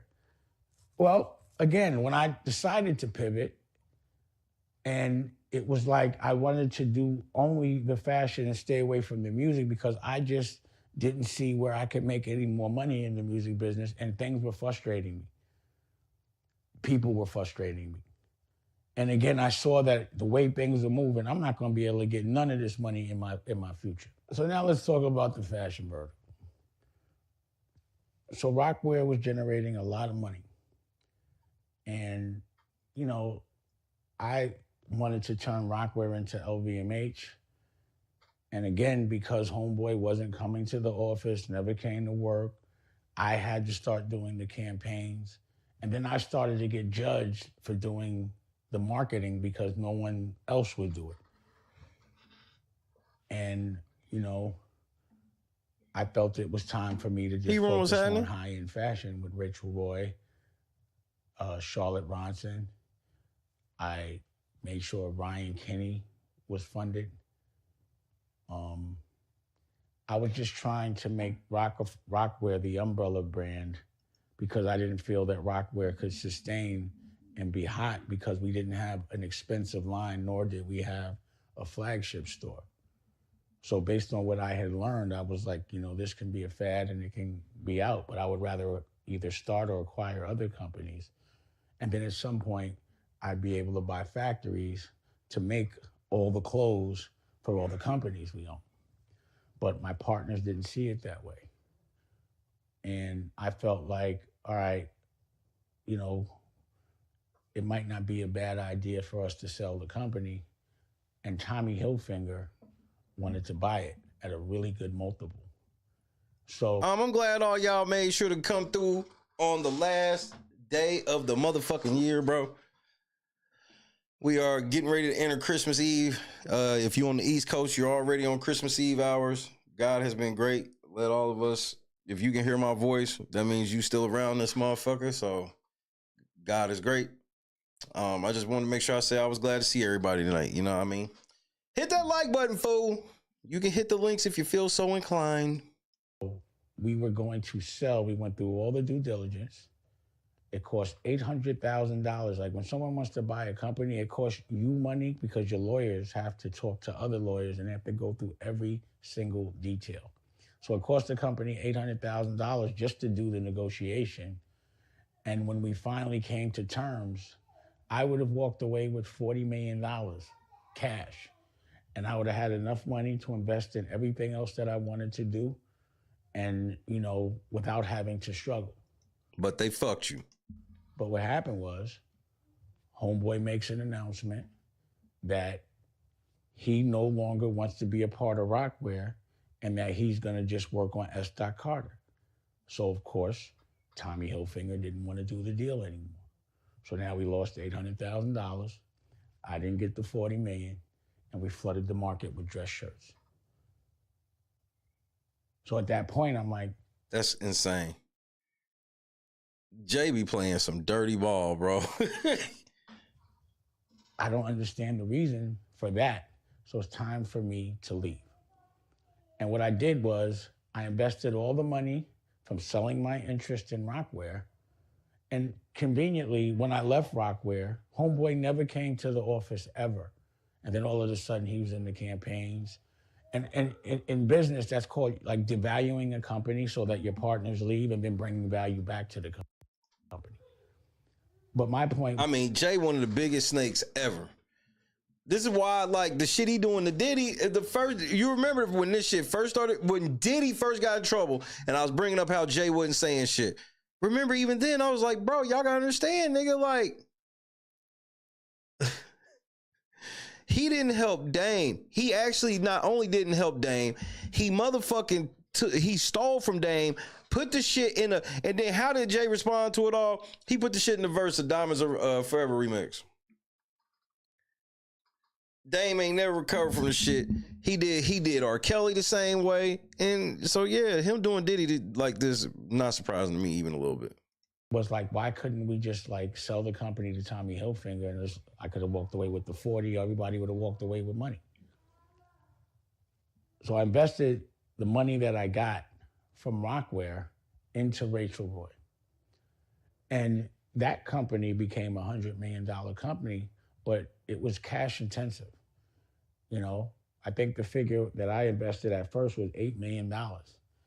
And, you know, in fashion, if you're building a brand, you won't even start to sustain for 5 years or be profitable for 10 traditionally. And I just thought that I could get there quicker. And I did. You know, we got to deal with Macy's. Oh, thank you. I forgot about Jazzo. It's just a long ass list with Jay. Emil Goodman. You can't make money in Bergdorf Goodman. It's for perception because there's only one store. in Macy's, you know, you have to make a diffusion line. You have to keep a designer line so people will buy the cheaper version of it at mass, but the margins are different. It's only 3%. So think about it. If you do $100 million worth of business, you're only gonna make $3 million. And if you have partners, you have to split and bust that down. So I couldn't get into Macy's without having a $1 billion partner that could sustain those kind of losses. That's insane. Or those kind of margins and be able to make that kind of volume. You know, Macy's wouldn't even talk to us. And I remember D-Haven. I mean, it's just a long ass list with Jay. Advising me like, yo, you know, if you do this deal, because, you know, I started to talk to Jones. And she said, if you do this deal, your company is going to be like a tacky company in no time. I'm like, nah, they'll listen. They said they'll do the designer line and all this and that. But again, the Rachel Roy company became a $100 million company. No one ever spoke about that. Y'all was busy saying I was broke because y'all didn't know about Rachel Roy. I don't know why y'all didn't know about it, but Rachel Roy did exist. And when they were like, make another Hove, I made another $100 million company, but no one talks about that. But what happened there was I got divorced and I said, look, now your company's built. I invested all this money in it. You're in control of your company. That's what you said in the divorce. You sure she didn't say that to you? I made Rachel the manager of the company, and her job was when the money came in to pay the child support. But then I said this story, you know, she got one lawyer's. Oh, you want to get into artists? This is gonna be a whole nother story. A whole nother one. Representing both baby mothers, she decides not to pay the child support, and because of that, they came in, and you know, the rest was history. But that's how I lost I couldn't get the money from Rockware, and the money I did get from Rockware, I invested in Rachel Roy, and then the people I trusted ended up not paying bills so that I couldn't have my interest in Rachel Roy anymore. What? Now, I'm not saying that it's not my fault. That's literally what you just said. That's why I paused. I'm like, so ain't none of this shit your fault. Caitlin, it's my fault that I wasn't more Biggs careful. I have full responsibility for that. But if you want to know what happened, this is what happened. Now, you want to ask how my taxes got fucked up. Go on. Now, you got to think about it. I was making a lot of money, and I was paying Barry Klarberg a lot of money to pay my taxes, but he just didn't. So that $8 million didn't come from me having lack of money to pay it. It came from the fact that he... But you so wasn't checking your nigga to the point where you didn't make sure that Come on, Dame. I get you paid a nigga, but you still got to watch him. Told me that he handled things, and he did not. I didn't know till later. Just like I didn't know my child support wasn't getting paid. Nigga, that's on you. See, that's what you get for thinking you could just live on autopilot. You thought you could just throw money at every problem and then, well, even if no, you should have been making sure that your taxes got paid of everything. You should have made sure that your fucking kids were getting their money correctly.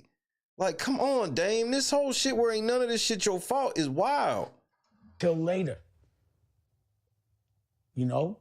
So it put me in a problem with taxes. So now, you know, Rockefeller, which I've worked for 10 years, gets dismantled. Then Rockware gets devalued, and I have to sell it at a fire sale, my interest, and then they go back and do some bullshit. And then when I invest that money into Rachel Roy, she does some cute shit. It's just everybody. So can you at least admit that you make bad choices of who you do business with? Can you at least do that? So, again. Yeah, nigga, you forget that we remember that you was really good at being the CEO, but what it started fucking you up was you wanted to be on camera. You like to tell these stories because most people ain't old enough to remember. And the people that are kind of old enough, kind of drift away from, they don't even know you be talking and shit now. But the internet is a crazy thing now. We know from being back in the day where you fucked up was you was trying to be on camera. You was cold with the shit, bro. You was cold with the shit. You was a great marketer. You were great at marketing. You were great at marketing.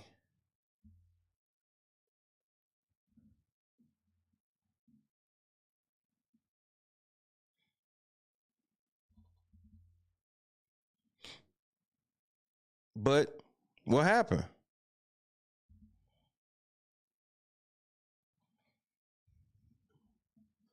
What happened?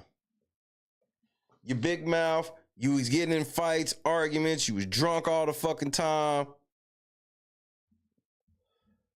You was just real, just off the hook. There's like, I don't want to be owned by people, and I'm the boss type, but you was way overboard with the shit, bro. It's just weird to watch him talk real calm now, because if he was this, Dame Dash could have took over the world if he had this, at least half of this demeanor he has now. I'm not sitting here crying, complaining. My thing is, it's my fault. You literally are. But what I think people have to understand is, when you're working on something for 10 years and you can't get your money out of it and you have to start from scratch, it's not that easy, because to start another new company takes another 10 years.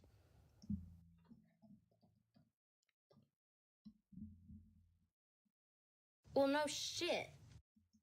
So now I can't get any of the money that I made as a cushion, and I don't even have no money to put into a new company.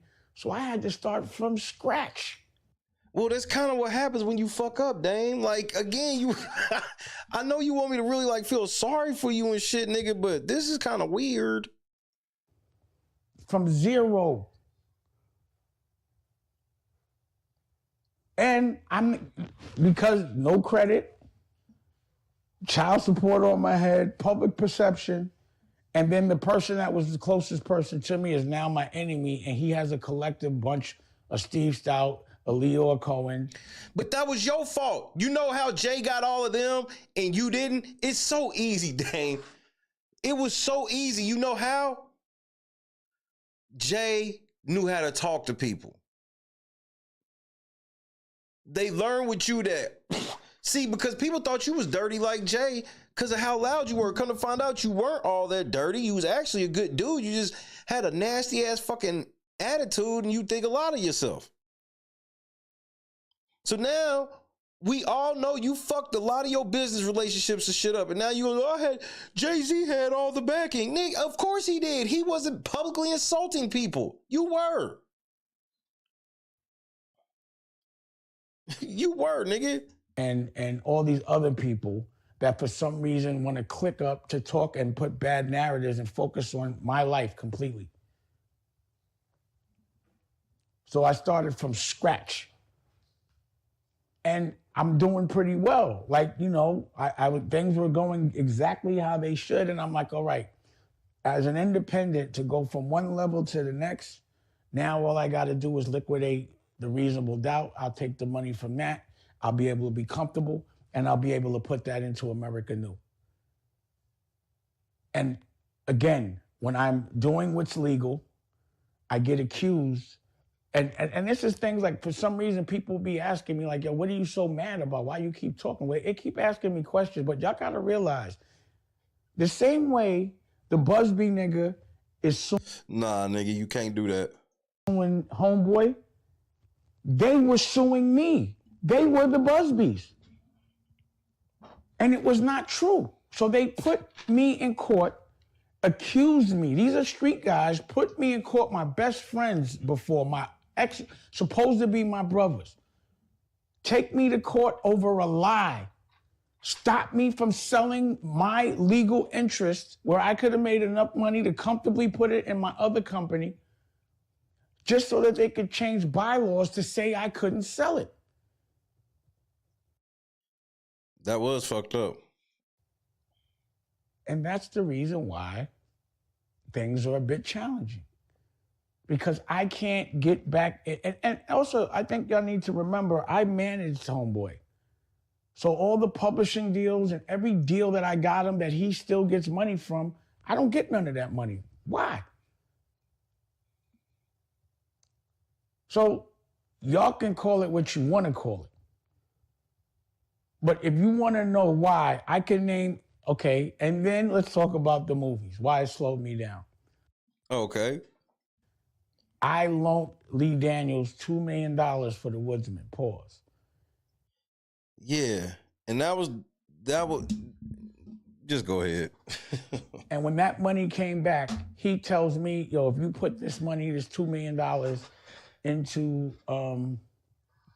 this other movie, I just forgot the name of the movie, with Cuba Gooding and Helen Mirren, Shadowboxer. He said, yo, you give me this $2 million, I'll have your $2 million back next month. I promise you, I'll sell the foreign, I'll do whatever, but you will have this money back. And I'm like, Lee, this is my $2 million that's keeping me independent so I can make movies. This is my cash flow. Not to put in my pocket, to put into business. And you know what happened? He ran off on me.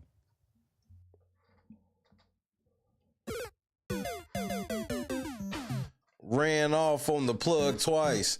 Nigga, not Lee Daniels took Dame Dash's suite and was right. Nigga, you let Lee Daniels fleece you for $2 million, nigga? Not big bad Dame Dash. Dame, you let sweet Lee Daniels take you for $2 million, you ain't do nothing, nigga? You ain't do nothing? Oh no, nigga. This supposed to be Dame Dash, CEO Rockefeller Records, nigga. Now this nigga want me to believe that he got robbed by sweet Lee Daniels for motherfucking $2 million, nigga, and he didn't do nothing. Scammed by a straight soy boy. You supposed to be tough ass Dame Dash, nigga. You supposed to be the nigga, you supposed to be rock hard. Pause.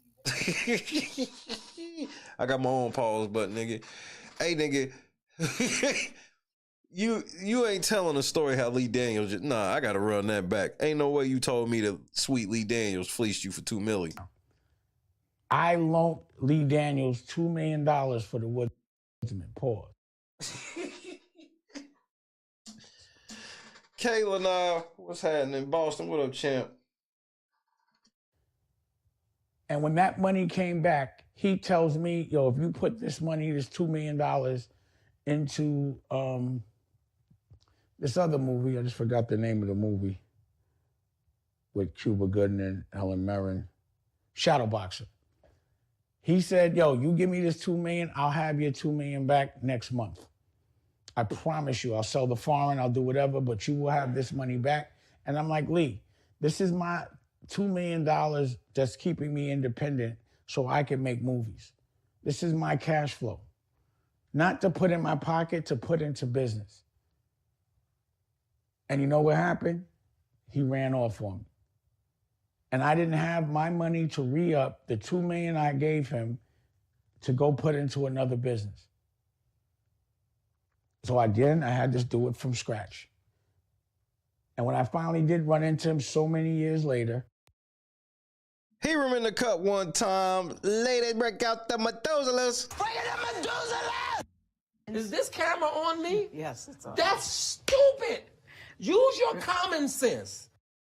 That's love, bro. We gotta get on this game, bro. Oh, hold on. Dame Dash, listen. Yeah, we gotta get on the game, bro. Pause.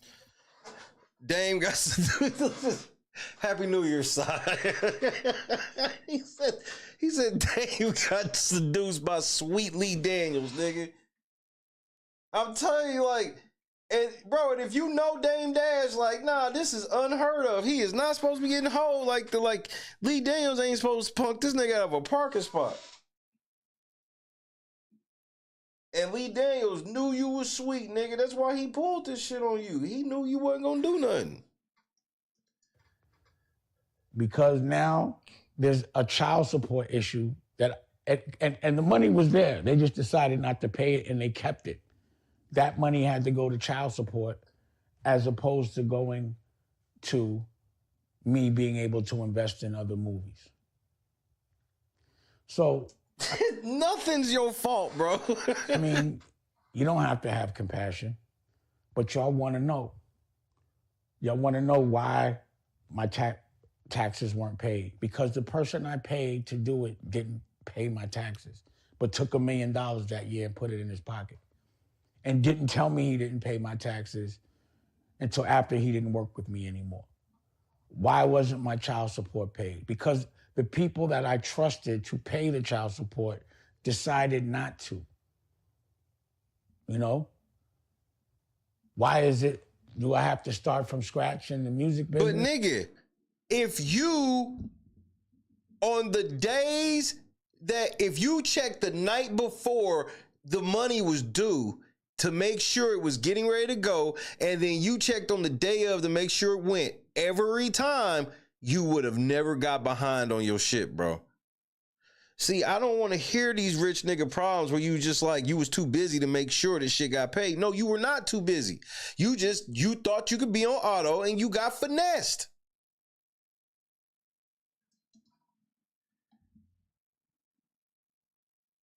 In the fashion business, because when I was selling my interest, the company got devalued and I wasn't able to pull the money. Thank you, Diggity. Way too much delegating. You delegating your whole life away.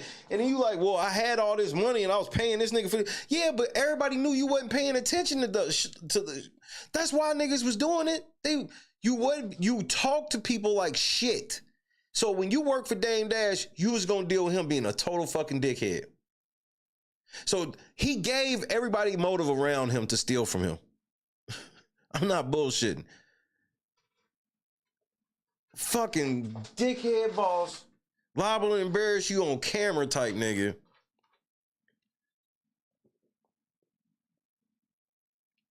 And for a laugh. Like, he incentivized everybody around him to steal from him. Now he's like, niggas was stealing from me. Bro, how'd you get behind your child support? I was paying a nigga to pay it. Well, why didn't you just pay it yourself, nigga? We talking about, like, he act like he was having to go to a fucking office all the time. They supposedly work out of an office, nigga. You should have an assistant. You sign this fucking check, you put it in the envelope, and you send that motherfucker off. Why are you paying a nigga to pay your bills? Just pay your bills, motherfucker. You're not that busy. Out that I was, especially if you care about your kids. I can understand a lot of shit. Maybe, you know, you put your, you know, you put some of your shit on auto pays or whatever, but like taxes and the kids miss me. Supposed to. And again, you ask yourself, why isn't there a Rockefeller? What happened? We were rolling. Why was it dismantled? So me talking about my business, y'all gonna call me a chatty patty because I'm telling you about my personal experience and that I want y'all to learn from it? But we not really, okay, I feel you on half of that, but the other half is I'm not learning shit from you because you ain't keeping it a stack. You can't even tell me shit was your fault. From what I've heard from you is you just a nigga with bad luck. They fucked you, they took your money, they ran on the plug, they didn't pay your taxes, they didn't pay your child support. You was just there. And that because what y'all have to understand is, homeboy doesn't speak for himself. Alex Shapiro speaks for him. Facts. So when he puts out a lawsuit on me and then does a statement to TMZ, that does way more damage than any interview that I'm doing that somebody asked me a question about my life. We'll sue him over that. You would win. If I don't say anything, then that narrative is the only narrative that everyone's going to see. And it really doesn't matter what the fans see. It matters what corporate sees as it relates to doing deals. So they've been killing my reputation. just by suing me, saying I'm trying to steal, and all the other things that happen every time I try to sell something that I legally should be allowed to. And then y'all, for some reason, want to make this narrative that I'm being a chatty patty because I'm talking about my own business. And everybody should be smart enough to know that if I do an hour interview and they ask me a question about Homeboy and I say something for... But nigga, look, man, I hear what you're saying, but you want me to pretend you're like a Celtics fan, or you're like a person that plays for the Celtics, whining about getting disrespected in LA. Like, nigga, they don't like the Celtics. Like, bro, Jay-Z fans are gonna cook you, nigga. Like, this shit where he act like he don't get why there's gonna be this opposition. Like, nigga, there unfortunately, nigga, there's some Jay-Z fans out here and they don't like you, nigga. They okay with Jay fucking you over and everything. And on top of that, there's some niggas that just were never fans of you, period. Me, I fuck with Dame. I thought the nigga was funny. I wasn't going for none of the shit that he was doing to some of them niggas, but, you know, he wasn't dangling bag over my head, so who knows, you know what I mean? I can keep it a buck at least at that point in my life. Now, like, nigga, you can't write a check big enough. This nigga want me to believe that ain't none of this shit his fault. And then he gonna be complaining about Jay-Z fans talking shit about him being a chatty. Like, nigga, you got it, Dame. 3 minutes, that's gonna be the clickbait. But you cannot expect me to do an interview and people to ask me about Rockefeller and Jay's not gonna come up. That is absurd. He is synonymous with Dame. Like, Jay is just ascended to a place, no pun intended, where he didn't have to have Dame's name, but it's like, it's a catch-22, Dame. You eating off Jay right now, and you can't say you not. Now, do I feel like it's a level of eating that, like, you owe Jay? Hell no, it's just y'all have a relationship. You out in the air talking about it, so you know it is. You know sometimes fruit grows on the tree, sometimes it don't. Because we all know that he could be saying some shit way worse than what he's saying. But here's the part that makes me question him: is like, well, why aren't you? I know you got some fucked up shit you know about Jay, bro. Why ain't you really telling us? Is it because he might say something about you in that manner? We saw you laying in the bed, bro. Remember, who's supposed to be Celebrity B that everybody thinks is Celebrity B? J-Lo. We saw the picture with him, Diddy, J-Lo, Jay, Aaliyah. They all laying in the bed at a puff party. And Dame wants us all to just forget that happened. I believe that maybe they could go a little further than maybe Dame is willing to go, but this whole thing where Dame be acting like, he be trying to act like he a level of like a Gene Deal where it's like, oh yeah, I was there, but shit, they did all of that shit when I turned my back. Trey Denny in the cut one time. Ladies, break out the Methuselahs. Happy fucking New Year's.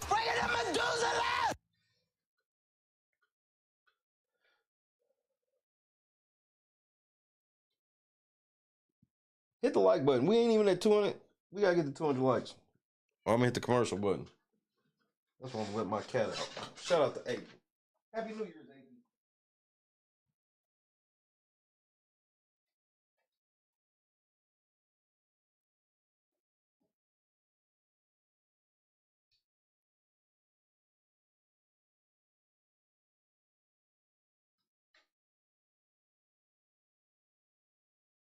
Happy New Year, bitches. Happy New Year. Oh, Jay did Dame wrong like a motherfucker. That shit ain't even no question. No question.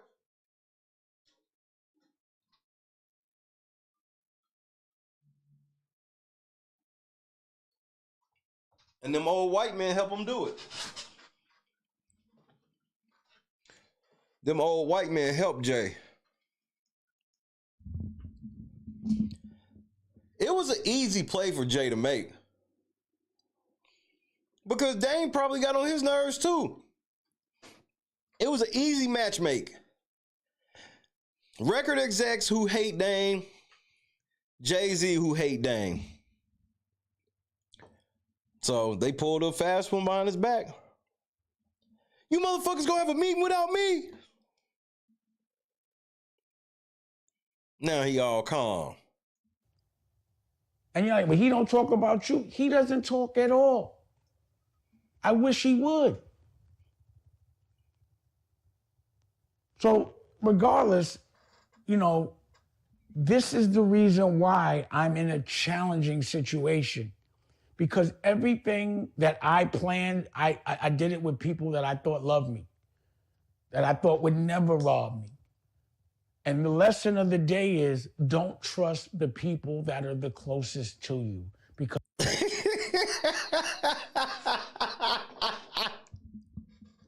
I'm losing my motherfucking mind, man. Again, it all comes down to him saying it's never his fault. It's always somebody else. Lesson of the day. Don't trust anybody close to you because it's going to be their fault. I told you, just no accountability whatsoever, nigga. None. Just none. Zero accountability, nigga. Don't trust. That's all he's been saying the whole time. I told you, how could this not be what he thinks? We just heard him. He blamed everything on everybody. Everything he lost was somebody's fault. Everything lost. Good night, Hiram. Hiram in the cut one time. Ladies, break out the Methuselahs. Happy New Year. He sat here and blamed this nigga blamed everybody. This nigga blamed everybody.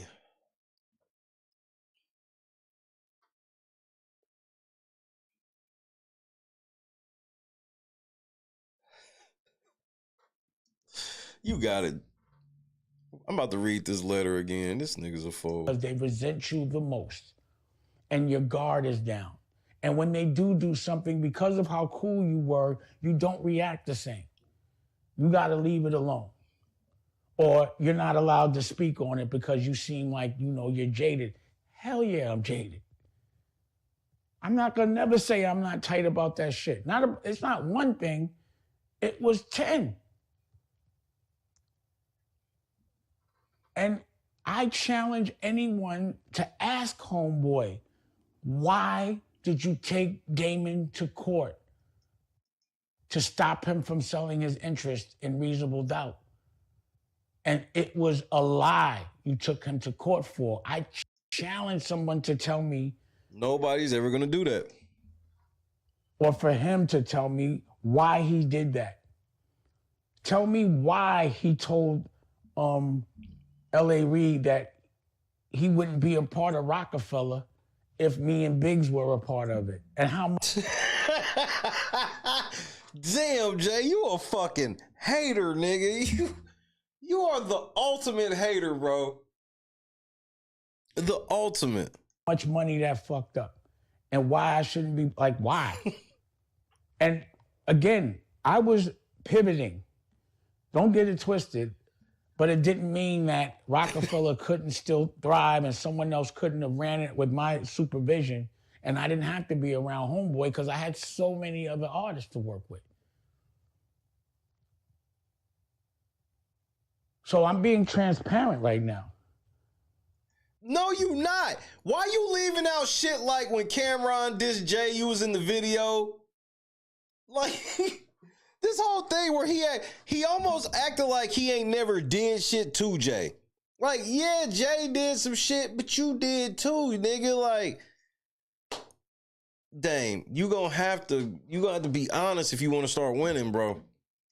And anyone that wants to interview me can look at anything that I just said, look under the hood, look at the press and see if I got sued by Homeboy and accused of something I didn't do. You did. And what part of the game is that? And look at how many statements that his lawyer made about me.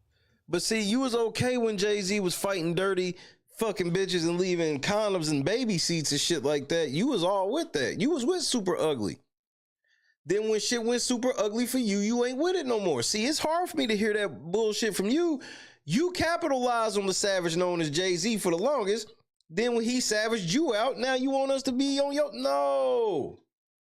No. You profited from some of that shit. So it's only right for you to get some of it back, right? And I don't have the power of controlling TMZ or any of the other outlets that seem to hold Homeboy down no matter what. No one, what I didn't understand is how that wasn't the topic of conversation. How could he take him to court and accuse him of selling something that he didn't try to sell? Why wasn't that a business conversation? So that's why I be jaded and I have to set the narrative straight. So if I didn't say anything, and maybe y'all not reading the New York Times, maybe y'all not reading the Wall Street Journal, but the people that I have to do business with are. So to put that out there that I'm stealing or I've been accused of stealing or I'm hard to work with, that makes corporate or people that I need to do things that will diversify my brand say it's not worth it. And y'all know that.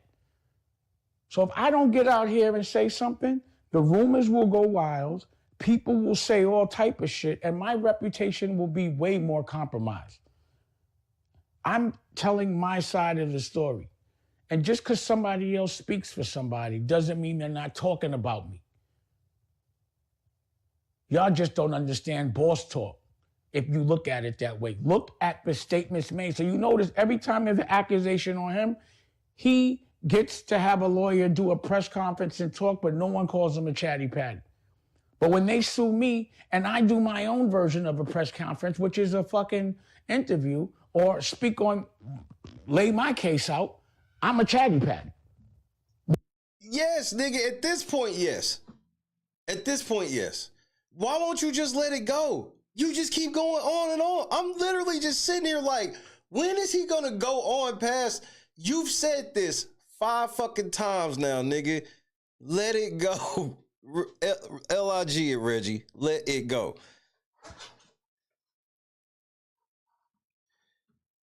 Oh, Dan can tell his story. This is his shit. He don't even have to answer to this shit.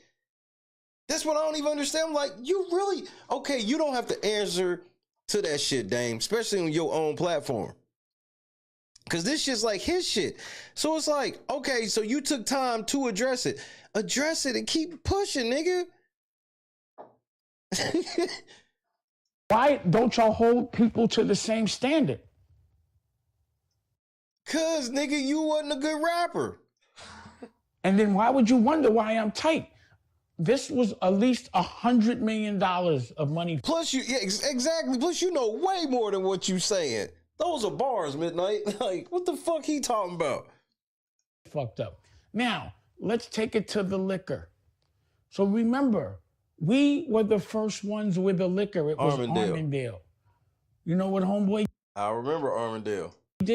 He did a ad for Belvedere. He sure did.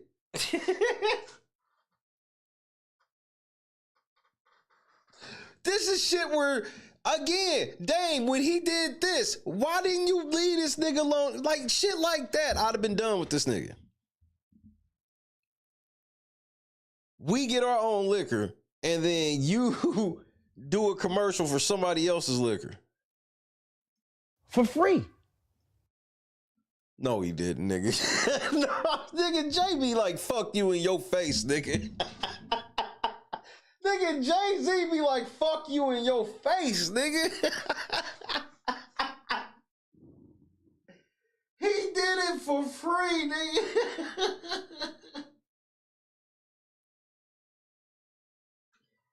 He did it for free. Because, if I'm not mistaken, he was holding Armandale when he did the Chappelle skit. Oh my goodness. Hey, KB, that face look like he trying to slide him back in. So we have the meeting. Me and Biz were like, oh, why would you do an ad for Belvedere for free or for anything? And we got our own vodka. We lost all negotiation power from them and they dumped us. It had to be deeper than that. You can miss me today. No, it was deeper than that. I don't believe that thing. So I'm looking at the liquor vertical and how I started that trend, and I can't benefit from it because it got dismantled for no reason. How do we start the #1 label of all time and I can't get no money from it? You apparently you signed a bad deal, nigga. Because it got dismantled. How do I have a $400 million clothing line and I got to sell for like 15, 20 just to get away when I could have made 40? You signed a bad deal, nigga. Keep adding them numbers up. So from Rockwear to Armadale to Rockefeller. So you should learn how to secure the bag better. Reasonable doubt. Intentionally, every single dollar I could have made from there was intentionally fucked with. And that's the reason why I'm in a challenging situation as far as starting new businesses. This is why and y'all can say, yo, you blaming on him, I don't want to hear about, I don't care, just don't even look at this thing. You got it, champ. But this is me telling you, and I told y'all, the reason why I got to talk about this is because y'all always talking about my pockets. Bro, I don't think that you've always been decent with money, so I don't think that you like flat broke. I never thought you was flat broke.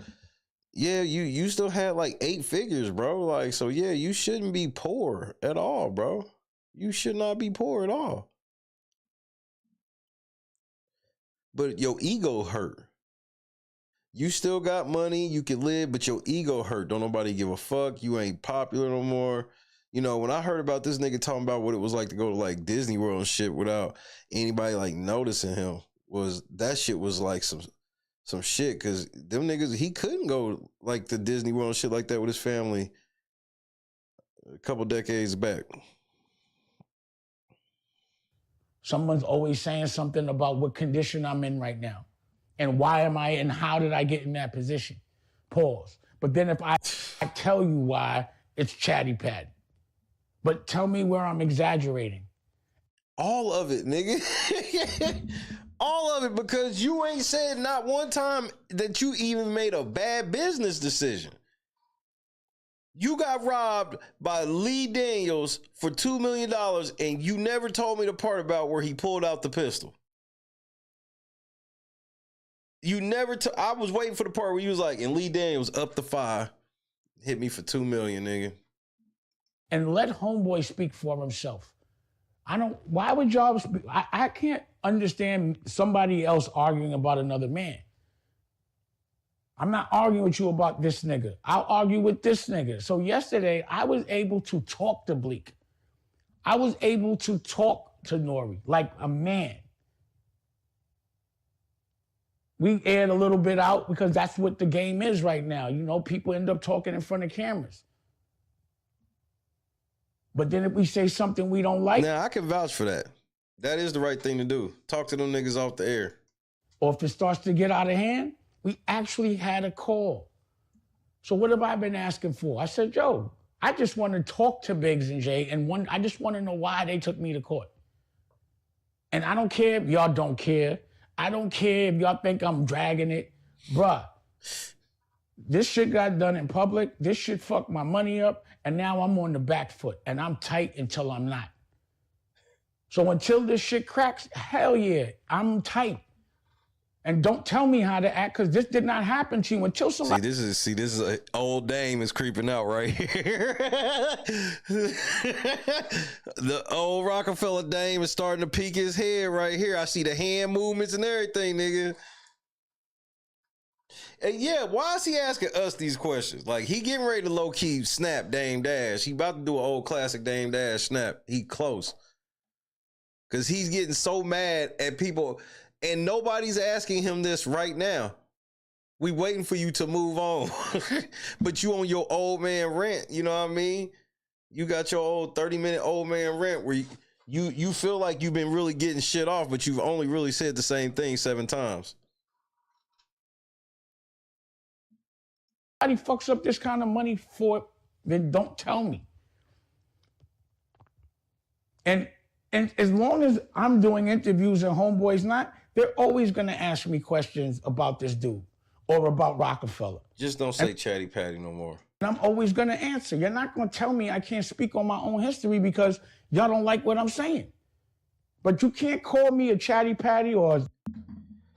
I'm losing my motherfucking mind, man.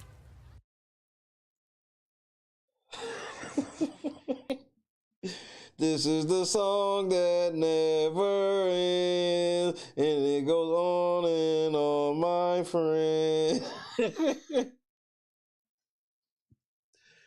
This nigga's hurt, nigga. Them calling him a Chatty Patty, nigga, got his ass hurt, nigga. Like, he's been going on for 20 minutes about these niggas calling him a Chatty Patty, nigga. Like,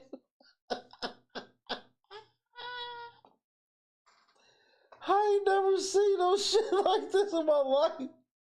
I'm watching just to see when he gets to the next part of this conversation.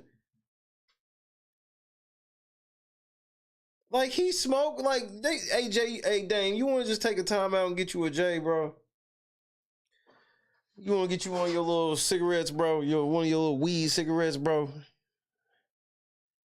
Because you seem a little hot over there. I ain't no motherfucking Chatty Patty, nigga. And you don't even know the definition. Talking about my own fucking business, nigga. You ain't never fucked up that type of man. You can't talk to me. Calling me a motherfucking Chatty Patty. The fuck? This old ass nigga's losing it, bro. Whatever, no joke, or none of that shit. Because I'm talking about my own business, my own experiences, and you're like, why you keep talking about it? Nigga, I was just in court with them. That's why I was talking about it. Okay. So let's go ahead. Yeah, we feel you. So next thing. Because now I got to struggle a little more because they fucked my money up. Okay. I'm tight.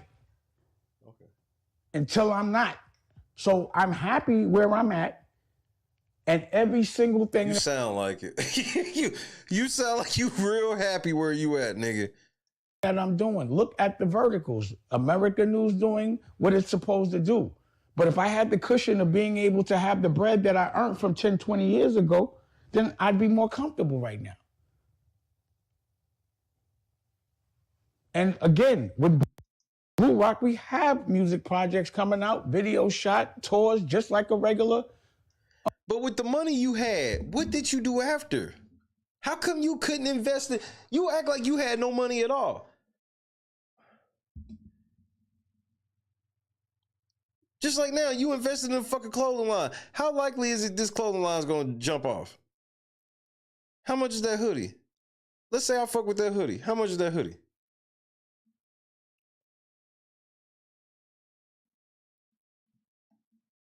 Probably 200. Label, but better live instruments. My studio that I worked in, I think, is better than any studio that any person corporately works in. We had a ball. And I got my new version of Rockwear, but better, more expensive, the way I like it, with a certain kind of meaning. And we got the books. And let me see how much this shit is. The reason why I'm doing this publicly is because I want y'all to know that it comes with struggle. But when you have to start from scratch each and every time, it will be challenging. And I personally started from scratch. I had to rebuild my brand completely so that it was about my point of view and my family's. And y'all can take it the way you want it. You could call it Chatty Patty. Listen, I wish if anybody ever fucked your money up the way certain people have fucked mine up on purpose without any explanation, I think that you would be a little upset as well, because this fucks with my family's money. This fucks with my children's money. And now they have to start from scratch. Boo fucking who, nigga? Oh Oh, boo. Man, shut your weak ass up, nigga. Boo-hoo. So I looked up. How much did I say the hoodie was? $200 on the button. $200 hoodie. The jacket is $250. The short, $200 for them shorts, nigga. Like, what are we talking about, bro?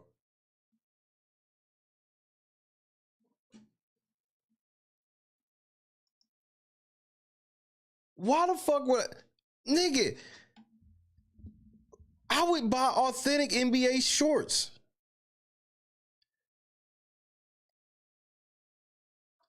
$200 for the hoodie is pushing it.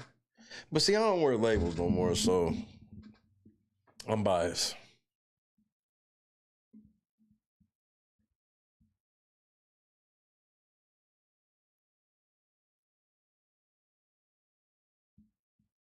Like, I wasn't ready to see $200 for them shorts. $250 for a zip up jacket. Okay. I wouldn't really want to pay it, but whatever. Wait, the sunglasses are $195? Come on, Dame. Like, $200 sunglasses, Dame. So if I wanted to wear the shorts, the hoodie, and the sunglasses, that's $600, Dame. Are we fucking for nigga? Are you smoking crack? The pause button is $35. I guess that's fair since it's a novelty item, but even come on, nigga.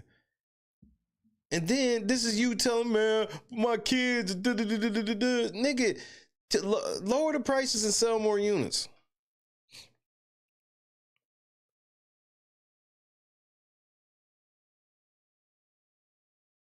Like, and this is me being nice, Dame, like giving you, like, you got name recognition in certain spots, but nigga, that's excessive.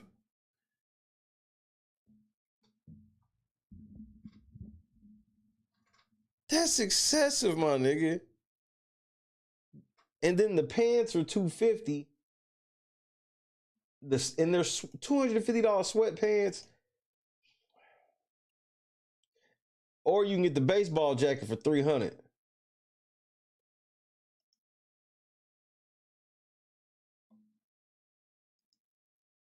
Let me put this. All right, I found this. Look at this shit.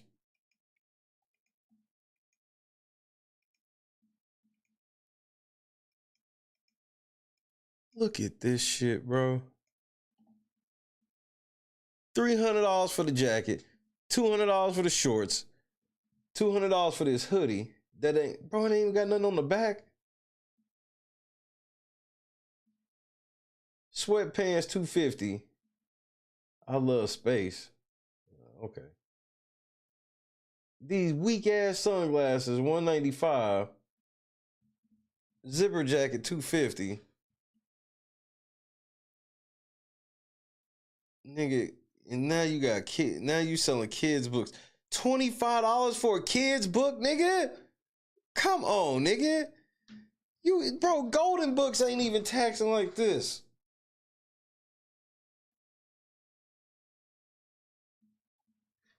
And I ain't trying to hear it because it's signed, nigga. Pause button, $35.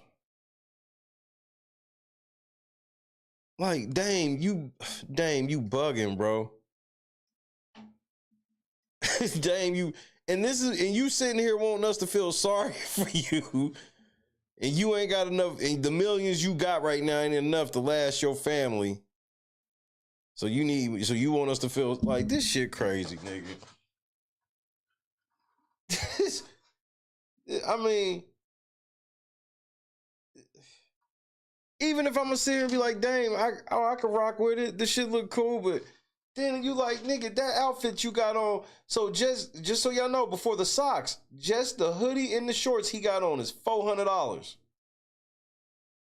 I mean, obviously he ain't paid $400 for that shit. This nigga like, I'm broke, but now he trying to sell us $400 hoodie and shorts. What? Like, what kind of shit is this?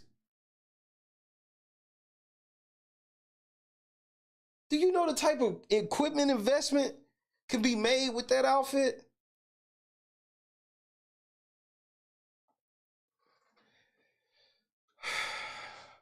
Greed is a hell of a drug. Talk plain, Jason. Like, it just be sitting back like shit.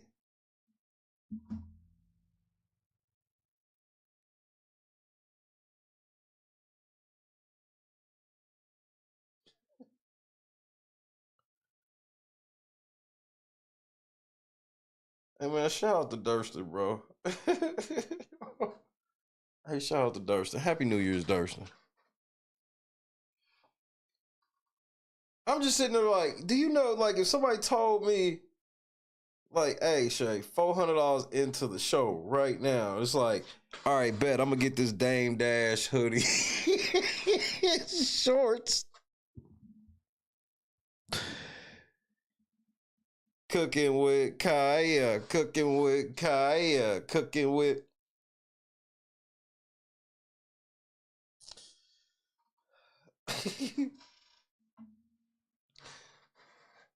Nigga, how come Christy was in the kitchen doing cooking with Christy and was twerking too, nigga? It was a great day today.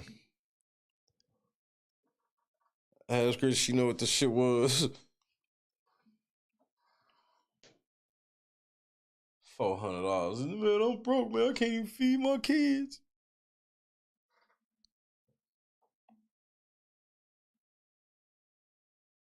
And if y'all feel good about the fact that somebody actually did that, and that makes you feel better than me on any kind of level, that's good for you.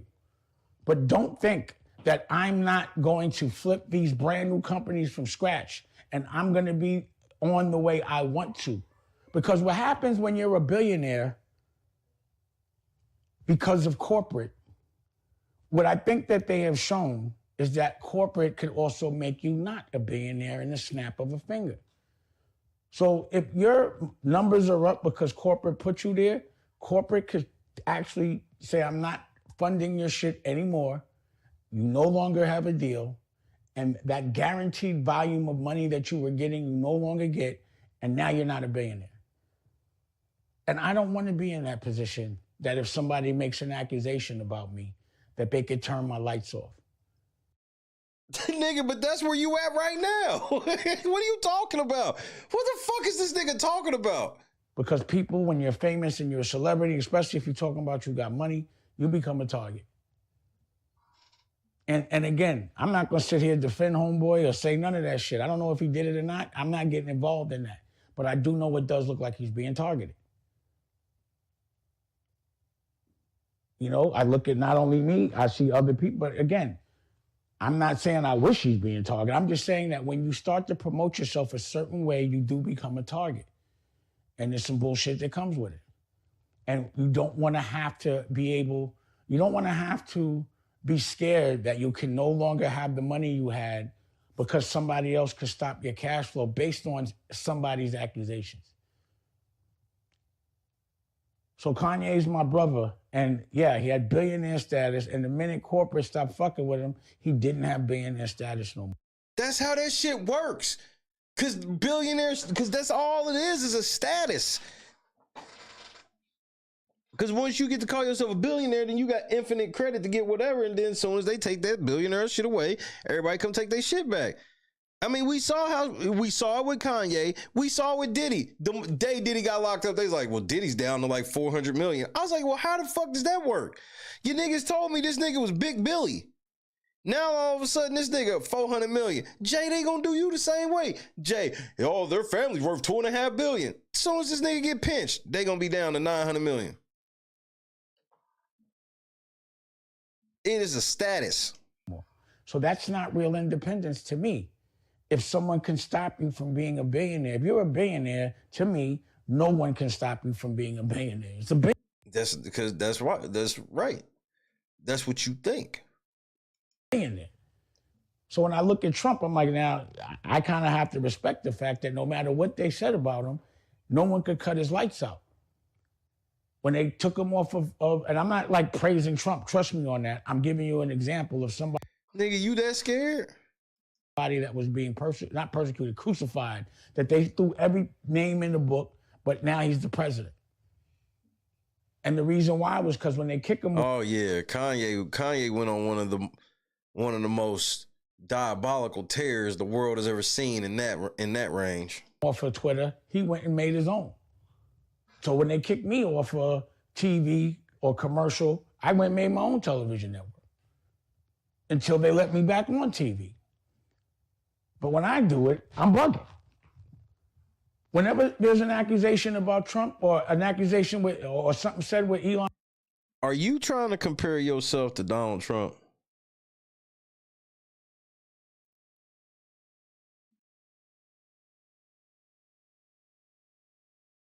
Is that what you're doing? They all speak. So when I speak, why I can't speak to protect my company? You know what I'm saying? So the bottom line is the example that I'm trying to lead is, again, number one, when you make bad choices and put people around you that you trust and they do things that can fuck your money up, you have to take accountability. Like, I should have saw that coming, pause, and you got to keep it moving. But do understand, when you start a new block, it doesn't just start clicking. It takes a while. And yes, I'm tight because while this block was clicking, I would have had that nice little cushion. Nigga, we heard this part. But these niggas fucked my money up by accusing me of of trying to sell the whole thing. And then I got to pay lawyers. And I just want them to stop. You know what I'm saying? I just want them to leave me the fuck alone. That's why I wanted. Is it up to 2-6? To be known that if you say something about me, I'm saying something back, and I'm always going to tell the truth. You're not going to just put a headline out there through a lawyer, make a statement, and make me look crazy, and I'm not going to say nothing. Period. And, you know, if I was a sucker, that'd be a whole, you know, I'm just not. I just want to, if y'all leave me alone about my money, meaning let me make it and stop fucking it up, then I ain't got no reason to talk about nobody. I mean, this is some shameful shit. You know? And look, come on, buddy. You want to come in? And look who comes in. This is my wealth right here. This is who I decided to be this is my business. Me being a father. Me being able to be with him all day long when he's sick. We just came back from playing golf, right? We get to dress alike. Them some $400 shorts he got on? I never got to raise a child. And the fact that I'm able to raise a child lets my other children know that, yo, this is all I wanted to do with them. Know that you are, oh my Lord.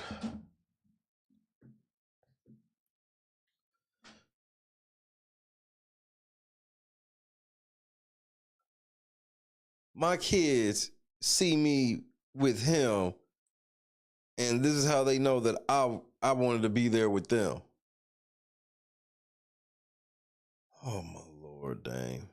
And because they love him so much, now everything I've ever wanted is happening. All my children are flying right now to come and be with me, Raquel, baby Dusko. Most of my Christmases, I was alone. So for me, the priority was I got to get my family together first.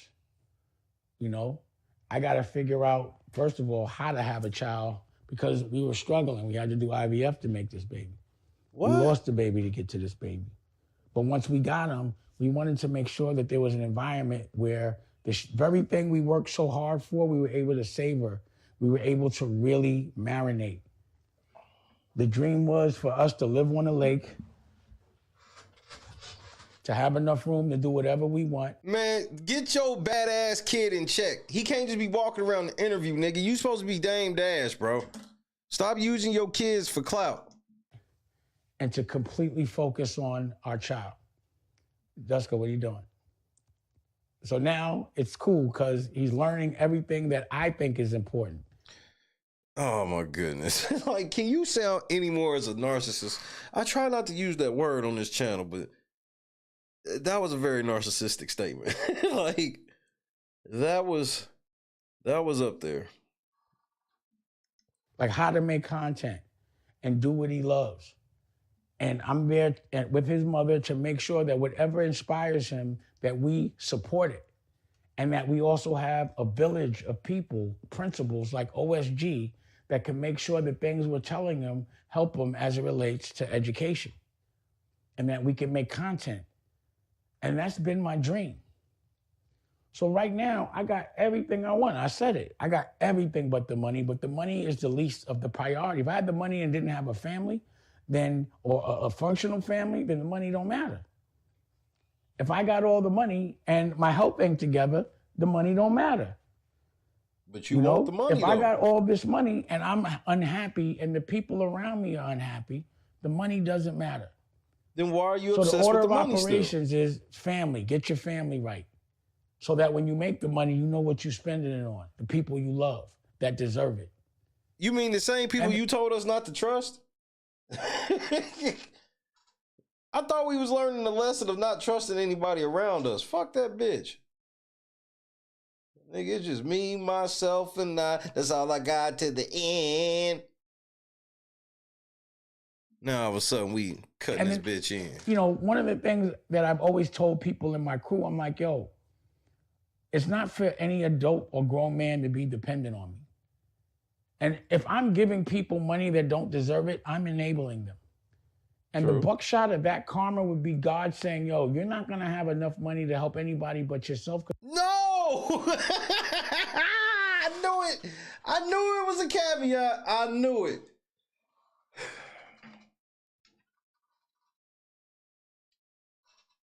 Now your money's fucked up because you gave the money to people that didn't deserve it. You never did anything wrong with the money. Oh my Lord, bro. Nothing is ever this nigga's fault. Even when he fuck up the money, it's because he gave it to somebody else and they fucked it up. Like, oh my Lord. Oh, it ain't my fault. It ain't my fault. It ain't my fault. Like, nigga, shut up. Nothing is this nigga's fault. Money don't buy sense, let alone common sense. Is this camera on me? Yes, it's on. That's stupid. Use your common sense. Do not stop trying to raise you with the Oriental. I think that's the least of his worries. The problem is he don't have self-accountability. Because you always give it away. You never know who to give it to. You never know who to work with. So you need a certain kind of process where it doesn't look like you're doing so well, so you can see who's really with you. So that when you are doing well, you know exactly who to share the wealth with and who deserves it, who's for real. You know, there's so many people that were there when I was giving them, and as soon as I stop, I become a bad guy. Or I left them to the dirt because I got to go handle my business because people did things where I can't benefit from the things I did 10 years prior to, and now I got to start from scratch. The difference between me and everyone else at this level is I'm completely transparent. I want people to learn from what I'm doing. You know what I'm saying? Period. So this week, on another note, I think I just broke down, you know, and again, don't tell me what to talk about. If I'm inspired to speak, I will. And I guess because of certain conversations I was having, I felt like it was time for me to explain to everybody once and for all that's asking me why the fuck I am in a challenging, why I'm broke. If that's what you want to call it. Why I have to Nigga, what do you mean all if that's what we want to call it? Nigga, are you broke or not? Like this nigga, bro. Why I'm broke. If that's what you want to call it. Nigga, like, what are you calling it? Are you broke or not, nigga? these new companies on my own and why I have to struggle. And that's just part of the game. Period. But this week, Raquel got sick. And the week before that, I was sick, so I imagine that I made everyone else sick. And what was great was I was able to be there to cook breakfast with baby Dusko for Raquel. I actually drove to... It took her being sick for this shit? See, this is the shit I be talking about. You be telling on yourself. Publix by myself to get him a donut and a cookie, not by myself, with him. I got a license, I just don't drive. But wow. You live a hard life. You drove and went and got a donut and a cookie with your son. Oh, wow. You go, Dad. And the reason why is because of the PTSD, because I had a car when I was younger, and that's when the police used to pull me over. I ended up jail because I was driving without a license, and I don't want to talk to the police. And I also don't like moving around without a witness because people tend to accuse me of things I don't do. So I was like, I got to be dependent. You know, Rocky has to know that if she doesn't feel well, that I will be able to be man enough to take care of things. So I drove him, and it was so much fun taking my son, just me and him, to go get a cookie and a donut and to come back and make eggs, and they loved it and wanted more. And I was like, damn, I'm in it. I'm a real dad, you know? And now my whole family. I'm a real dad. He's going through, and you know, to me, a real dad is someone that's there, not pays for the child, but raises their child. That's a good man for the woman. Like, you gotta respect how hard a woman works to raise a child, especially when they gotta do it on their own with no support. It's not fair, you know? The thing that, man, I'm gonna say that. But to be honest, Raquel is like the biggest inspiration in my life. I think everyone needs a muse, someone to impress, someone that inspires them to want to like do things with them, for them, someone that you're like, I can make them, like, they make me so happy that I want them to be happy. And someone that has a way of life that you like, that they can teach you how to do things that you don't know. So for me, aren't you the same nigga that was pouring champagne on bitches? I'm just asking. I hate to come across as a hater. I was just asking.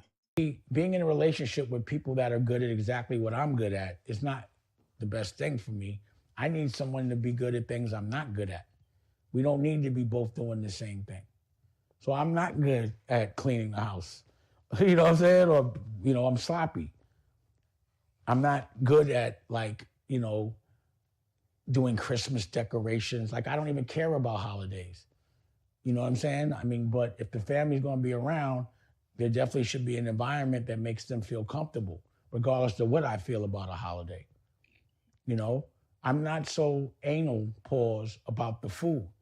Forgotten Son, what's happening? To hear this nigga, this shit is some eye-opening shit to listen to this nigga talk about the most Now, when I say mundane, basic shit, that don't mean that when you doing the shit like going to get a cookie or some shit with your son, it ain't cool, you know, just chilling, being with your kid, even if it's a daughter, whatever.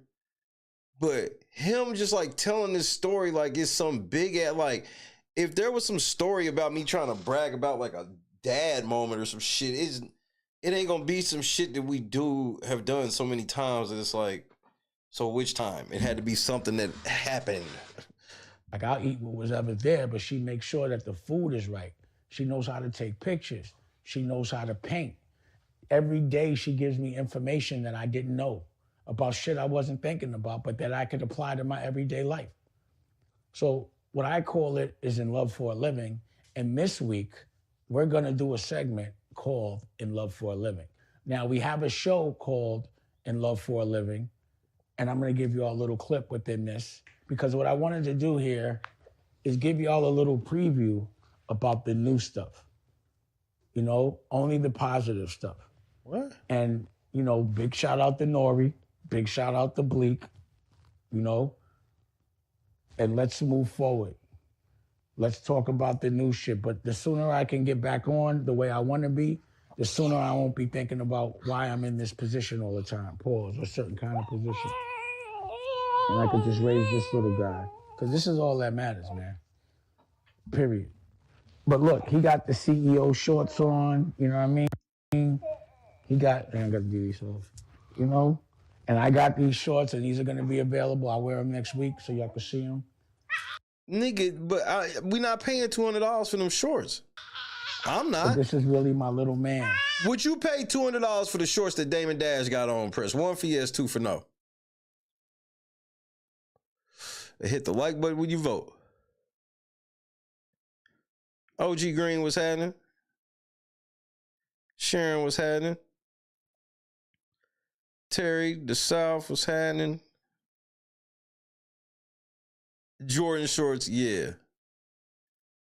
Jordans, yeah. Shorts, no. And if I had $200 to spend on some Jordans and really had a chance to, bro, I'd fuck around and get some Grails. Something close to it. Joy.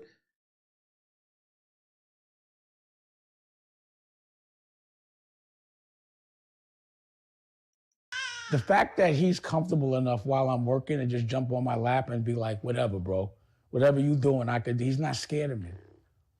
You know, he doesn't feel uncomfortable around me. When you have a visiting child, number one, the first day or two, they're scared of you because they haven't been around you for a while. I'd give Dame and Dash $50 for them shorts. They don't know you. And then by the time you get cool with them, they gotta leave. This clown cake, this sack of potatoes. Cash App's in the description. Appreciate the love. Ladies, break out the Methuselahs. Good looking out. He just thinks Shout he can out to Sharon. Do whatever he wants, no fear, interrupt. He knows that the world is his. He got grown kids, and this nigga's he just not understanding what it is. And then he want me to believe that they look at him like, all right, cuz like dad is such a great dad because we can see that even though he ain't do none of this shit with us, we know deep down inside he wanted to. Bro, they don't like that little nigga, and they probably don't like you. You know what I'm saying? But there's nothing better than this. There's no Rolex watch better than this. You know, there's no vacation that's better than this. There's no car, there's no jet, there's no yacht that's better than this. Having a child and a functional family that you... Love Moves said, my kids would sneak and pay $200 for that hoodie or them shorts, but not no Dame Dash clothes. I might pay for some hoodies, shorts, some bait. Is Bape still worth a lot? Love watching something that you made evolve and be happy and have a better life than you had. You heard? Yeah. You saw? Yeah. All right.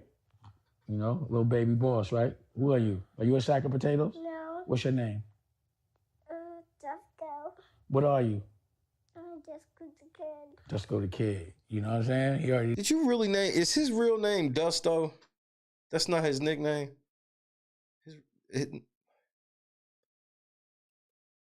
No, that means baby goat. You know? Just go the kid. So I'm the goat, he's the kid.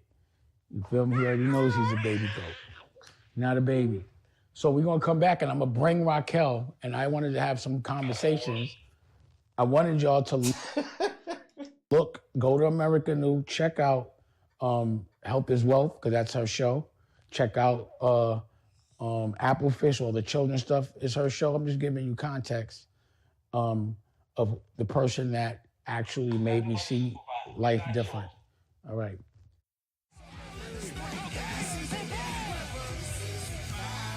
Oh, is this the preview or whatever? Oh, nigga, you lied. It wasn't at the end of this.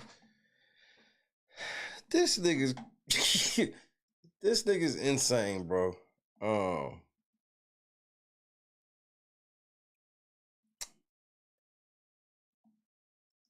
The ramblings of an old man, also known as Dame Dash, CEO Rockefeller Records. Life is the dash. Good night, Bob.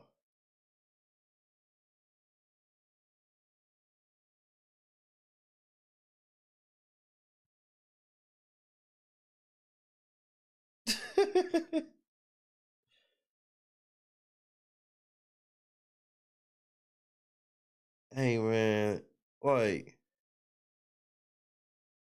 Jay got him hurt. Like, I don't even think he's any good for anybody. Like, this nigga, he's got to dial it back, bro.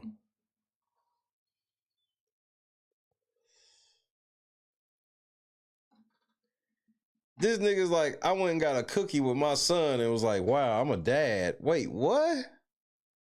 That's when it kicked in? You mean to tell me the moment he was born, you wasn't like, damn, I'm a dad? It took some years.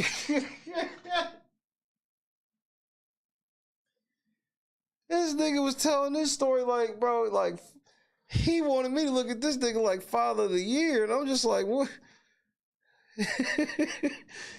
I'm like, so how long was this little nigga around before you connected, I guess? Because Shay Jr., that shit took me about, what, 10, 15 seconds?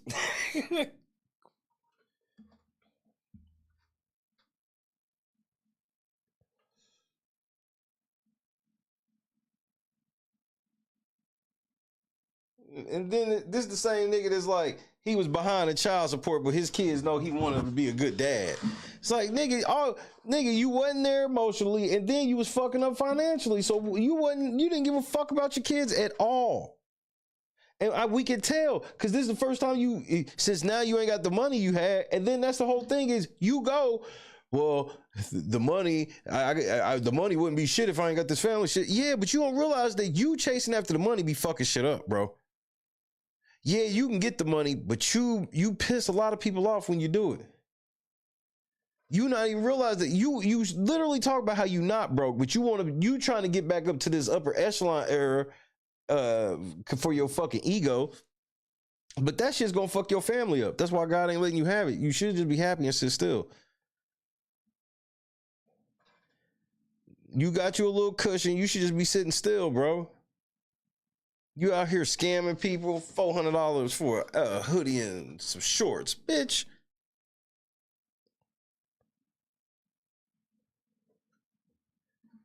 I feel you on that. I don't want to see the motherfucker either. I thought he said it was supposed to be.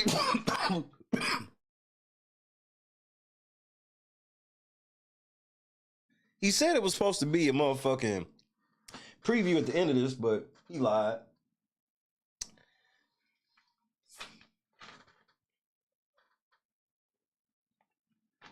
This nigga did a whole hour of talking about how shit was never his fault. How this shit was always somebody else's fault. A whole hour of it. It wasn't his fault he got behind on taxes. It wasn't his fault he got behind on child support. It wasn't his fault that he got fucked in that one deal. It wasn't his fault that Jay and them did this. It wasn't his fault that Jay did that for no reason. I'm not a fucking chatty patty.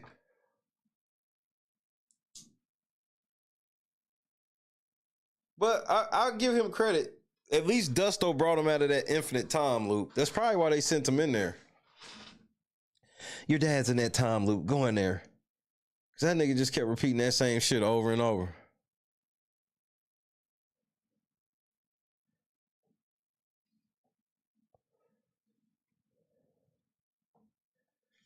Well, it depends how old you tell me that kid is.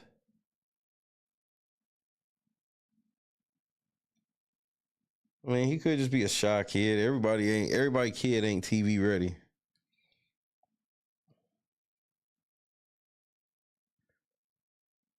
Yeah, but Chatty Patty really did. That really burnt that nigga's skin. He's upset about that. Yeah, shout out to Dusto for breaking the time loop. He was in an infinite time loop about being a Chatty Patty nigga.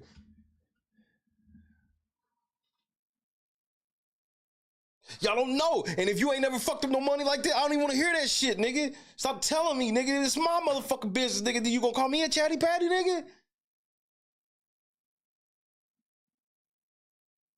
All I want to know is why they took me to court and lied. And then they lied. And then you gonna tell me I can't talk about my business even though they done fucked up all of my money. And then you gonna turn around and call me a Chatty Patty.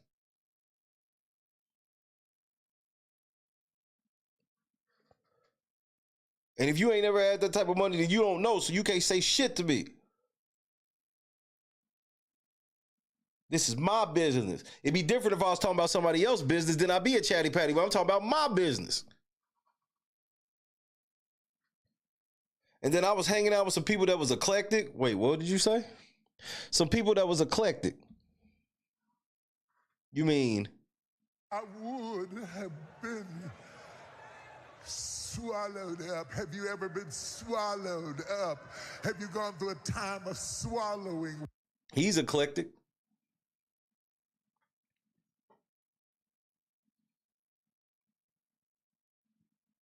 Oh, big shout out, Victoria. That's eccentric and eclectic. All of that shit. Somebody's already put it in. Somebody put the Cash App link in the chat, pretty please.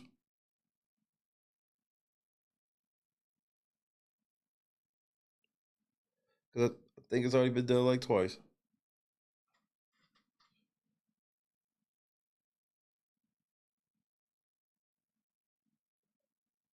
Fucking chatty patties, bro. This nigga Dame is insane. Yes, they did.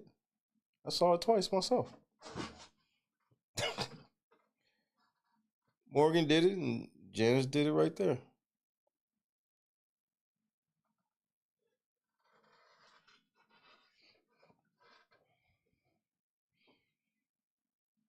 This has been a crazy 2024.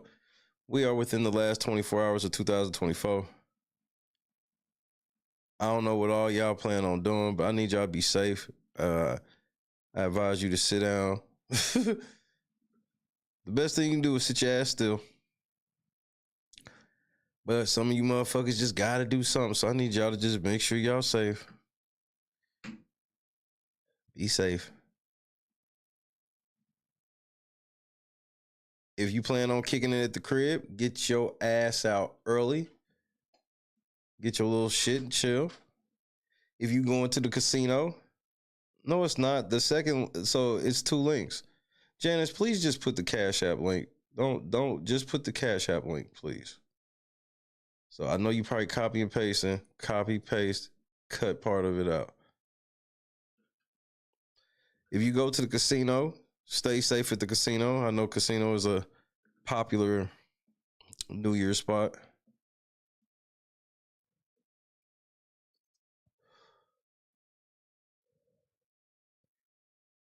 There we go. There you go, Sharon. Appreciate it. Right on, KS. Right on, Janice. And thanks for the patience, Sharon. It's a total team effort.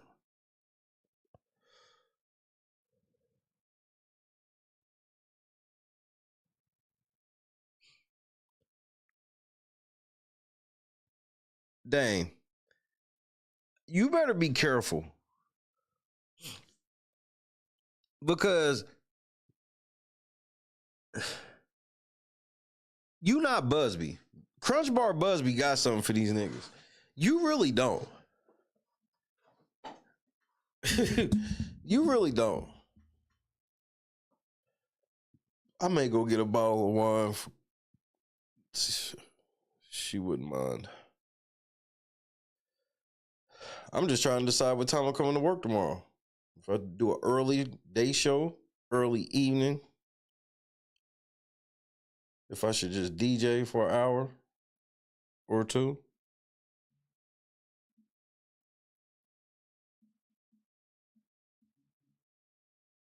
That sounds about right, right?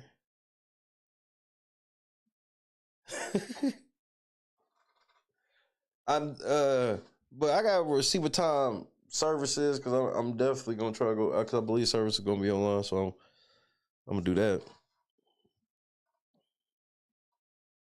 But I'm gonna be here at the crib. It's just what am I gonna be here doing? Is what we decided. Now, what's cool is I got IPTV, and so I can watch like New Year's every hour on the hour, like live. Sharing in the cut one time. Ladies, break out the Methuselahs. Shout out to number 5 in the cut one time. Man, shout out to everybody, man. Happy New Year's, everybody, bro. God is so great. Forgotten. $56 for 3 months. Every sports event, all my movies, TV shows, and then the live channels. And man, swish. Appreciate the love. God is great. It's been a crazy year. Oh well, shit. Hey, I'm gonna hop on the game. We'll talk. 56 for 3 months is too much. I don't know, but it depends. Cause I really like their UI. Their UI, they should be charging more than 25. But yeah, I'm gonna talk to you for sure. We's gonna holla.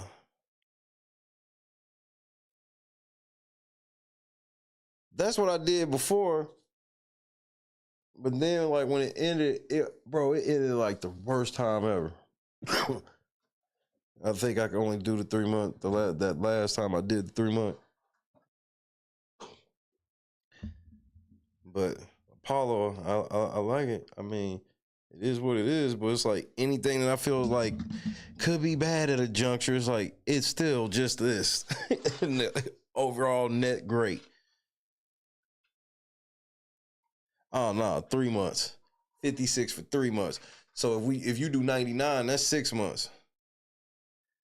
Apollo is that ish. Woof. That's one of the greatest joints ever. When I tell people my playlist off of that, they be like, nigga, what? Every basketball game, every football. That's how I got into baseball this year. I had every baseball game. Every fucking game. And it'll be less than 90 for me because they always give me that 5% coupon every time it's time to renew. So yeah, 90, not 99. That is correct.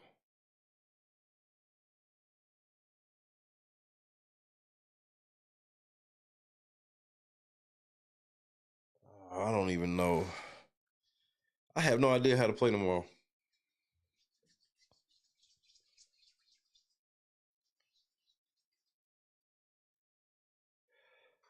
I do not. I'm gonna ask my wife what she want to do and go from there. If she want, but what probably end up happening is I'll probably just do an early afternoon show, and then I may come on after midnight or whatever, cause my wife generally be over. So I don't know how I'm gonna play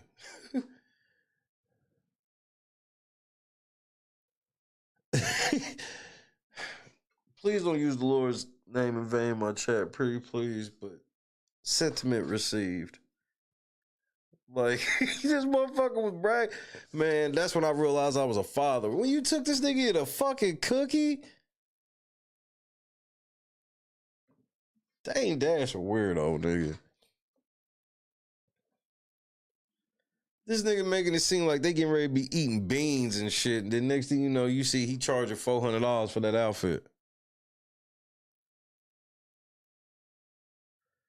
Sparklers for the baby. I don't even. Oh yeah, we are on the side where you can light fireworks. I don't even know if you can at this time of year. It's strict down this motherfucker.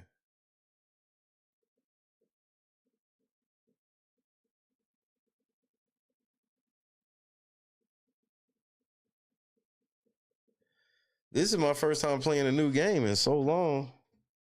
I can't believe I got in as many rounds on Black Ops as I do. This is crazy. They can't buy some damn cookies. This nigga Damon Dash is wild, bro. Hey, hold on. I gotta see this one time for the culture, nigga. Please don't get mad, nigga. I have to.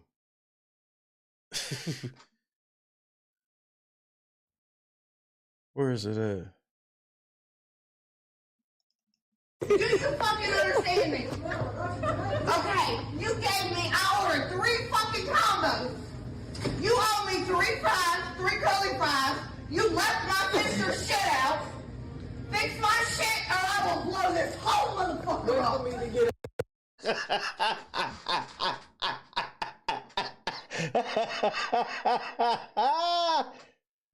Hey, nigga, fix my shit or I will blow this whole motherfucker up. That's a whole ass terroristic threat, bitch. Do you fucking understand me? Okay, you gave me, I ordered 3 fucking combos. You owe me 3 fries, 3 curly fries. You left my sister's shit out. Fix my shit or I will blow this whole motherfucker up. Blow that bitch up. Do you fucking understand me? Wait for me to get out. Okay, Blow that you bitch need up. to now. What you taking me for? I don't give a fuck about you or your fucking damn work. Ooh, beat that. Yeah.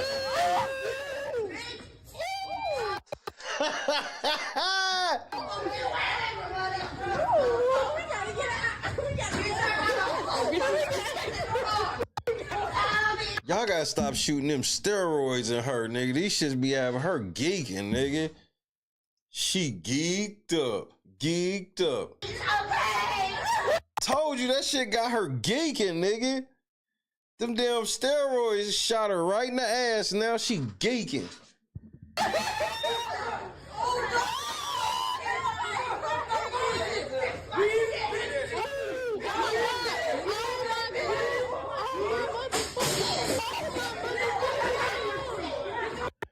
Hey, nigga. You don't do it. You did it. Oops, upside your head. I said, oops, upside your head. Oh, shit. Stun that bitch. Jordan Poole hopped up there. Jordan Poole, yeah, nigga. You ain't Draymond, bitch. You're not gonna do me like Draymond. I'm gonna do you like Draymond did me, bitch.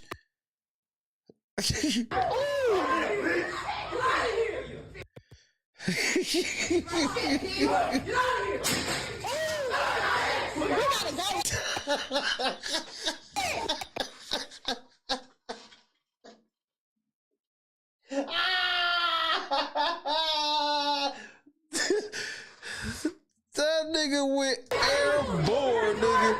Bitch.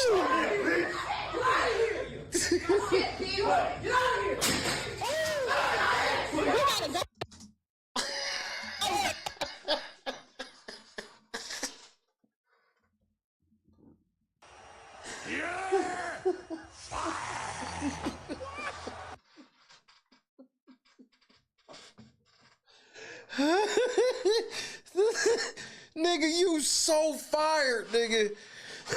That's the part for me. He gonna be calling them racist to the motherfucker for firing him, nigga. Nigga, you are so motherfucking fired, nigga. This nigga dove off the fucking counter, nigga.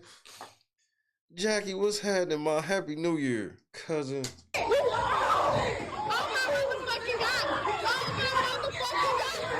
Bitch. You better get off my sister.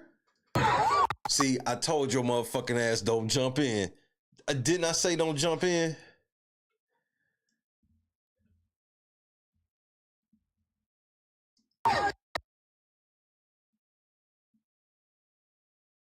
Nigga had that motherfucker cocked and loaded, nigga.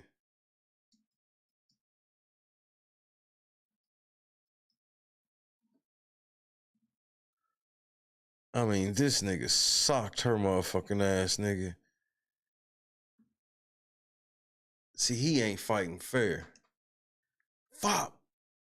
Fop.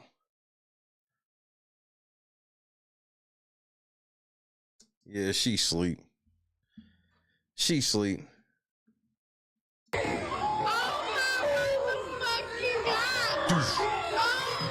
lay the fuck down. Got me fucked up, huh?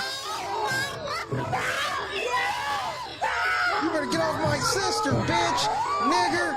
Bitch, get your motherfucker. I told your motherfucking ass. I hits hoes. I hits hoes. What the fuck? Nigga, you fired. Yeah!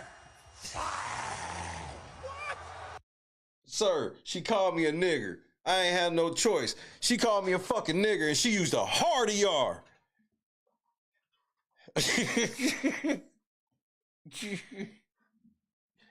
It was a hard ER.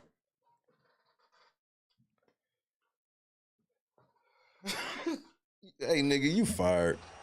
Yeah! Hey, nigga, turn over your discount card and your name tag. And you ain't finished paying for them shoes yet, so take them off too.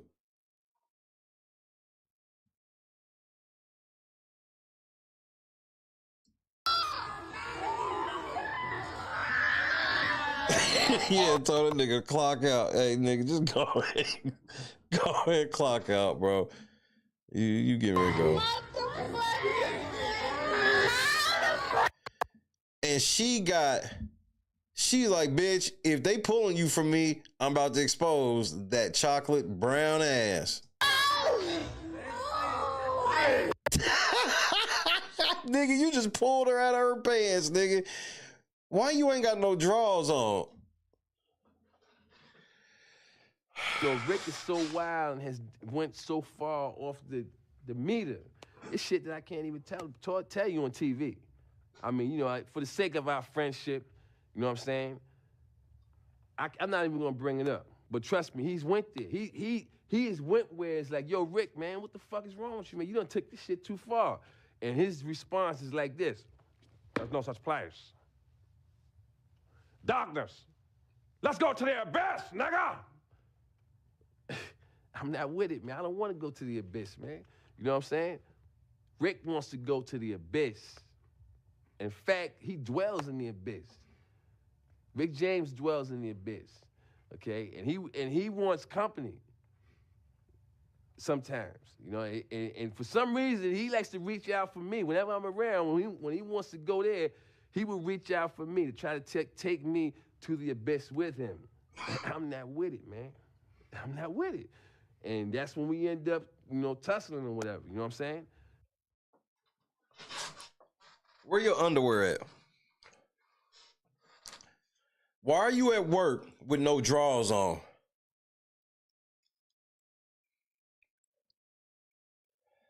Why are you at work with no drawers on?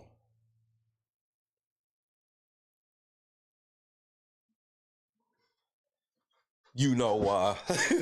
Unfortunately, I'm afraid that I do.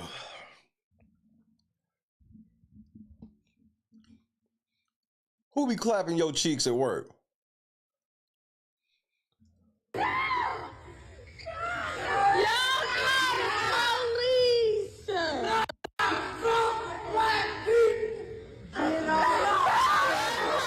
Bro, you should have you already sleep. You was 2 punches away from sleeping both of them. Yeah, the guy pulling her, and he be beating her too.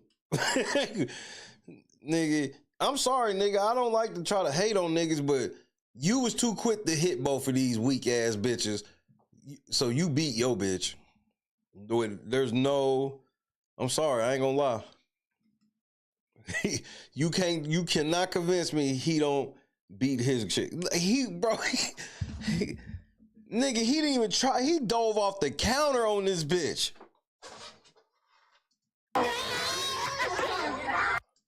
You see that nigga look at his hands the last second? Hand hurt like a motherfucker hitting them bitches. Y'all call the police. Not fucking black people. Look, that nigga like, shit, my fucking hand, nigga. What the? Yeah, nigga. This nigga done dove off the motherfucking counter. He's punching a bitch. Nigga like, if I break my fucking hand, I hope you did, nigga, with that goofy ass shit. What are you doing?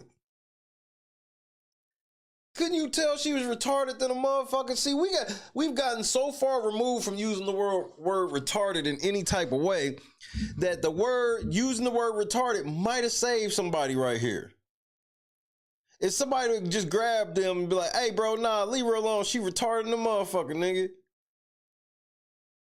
Nah, but y'all so sensitive that instead of us being able to say that shit, we can't say that shit now. Look what the fuck done happened. Now that we can't identify retarded, now what happened? A bunch of retarded shit.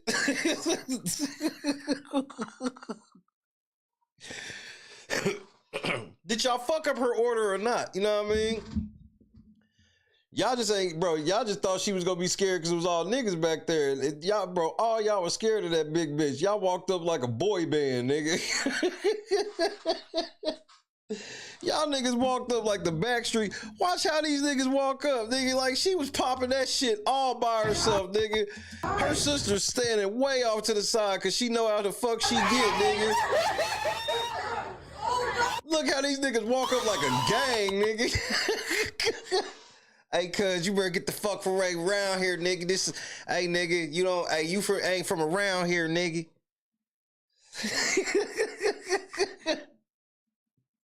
She had y'all niggas scared the motherfucker, nigga. You coming with me? Nah, we all go.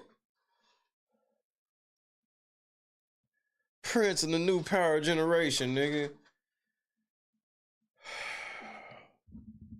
This big bitch had y'all shook, nigga. She got on some kids with no ankles, nigga, and y'all were scared. Bro, I've been laughing about this for a whole day and a half now. This nigga dove off the counter, nigga. You fired. Oh shit. You telling me these are some motherfucking kids? She got on these big ass size 11 kids with no ankles. These big ass Peggy Hill feet, nigga.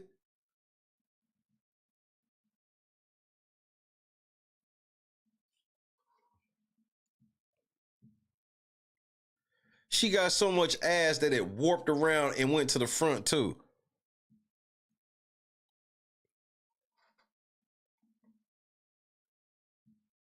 Allegedly.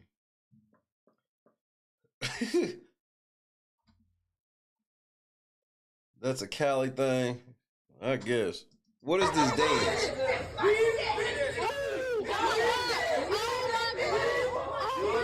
Punk ass niggas! You bitch ass niggas got me fucked up! And she said niggas too. What you think you get? Nigga, she was about to flip that nigga right off. Hey, in his defense, she was about to flip his ass right off of there, nigga. Nigga.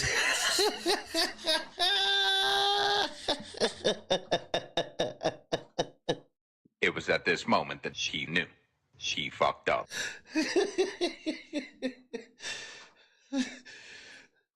Bro, watch the steps she took. She was stunned for half a second, nigga.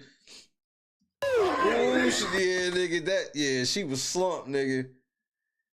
But all them titties and ass balanced her ass still up. It's hard to knock her over. Her center of gravity crazy. Nigga, she took that punch to the dome, bitch. She tried to grab her with two hands, nigga. If she had grabbed you, nigga, she was gonna fuck your world up. Punk ass nigga. I know you didn't, bitch. Get your motherfucking ass down. Oh shit. Nigga had that bitch cha-cha again. Cha-cha again. Cha-cha again.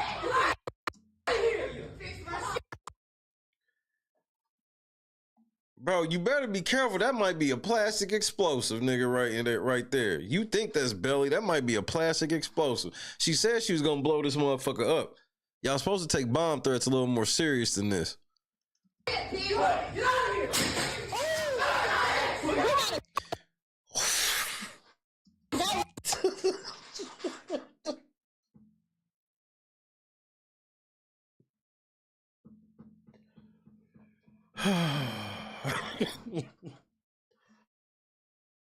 It was at this moment that he knew. he fucked up. I'm done. I'm done. And one of y'all niggas is gonna fuck her big ass. This is y'all nasty. Y'all are disgusting.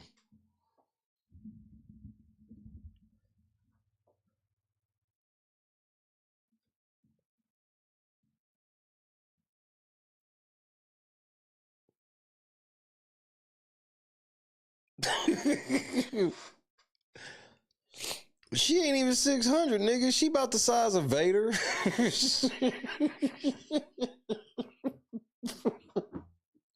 That bitch is built. She is built like Vader, nigga. I ain't gonna lie.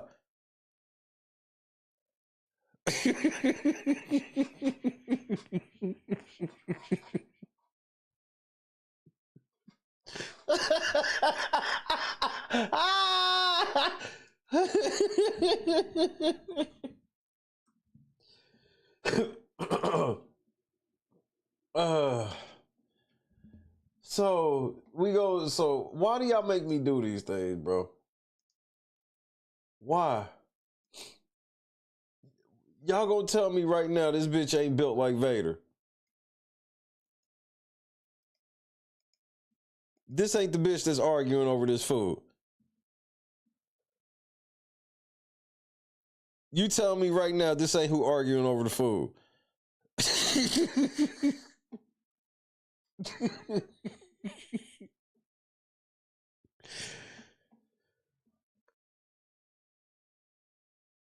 Big Vader, bro.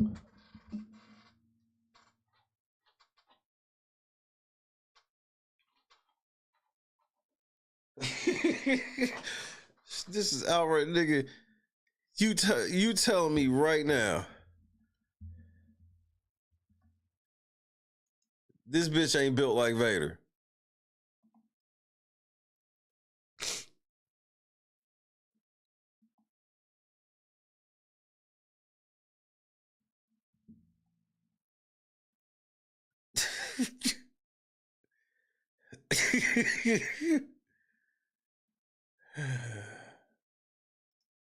Hold on. Let me give you the full body.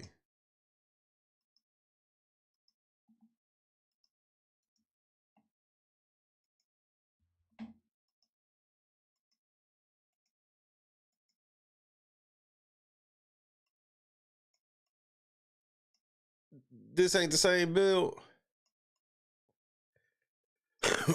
You telling me this ain't the same?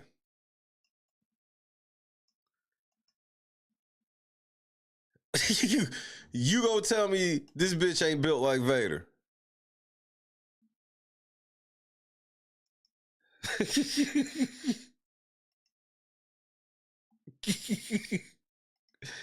The bitch is built like Vader, nigga. I know. Look, I stand on what the fuck I said, nigga.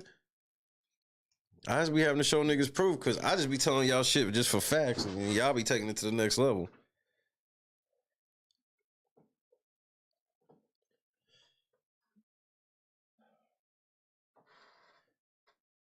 Man, I wish I was y'all manager, man, because I'd have laughed like a motherfucker and fired all of y'all, nigga. It'd have just been, I'd have called corporate like, nigga, I had to fire everybody. They beat up some white bitch, nigga. I tried to stop them. They didn't want to listen, so I fired everybody. You're welcome.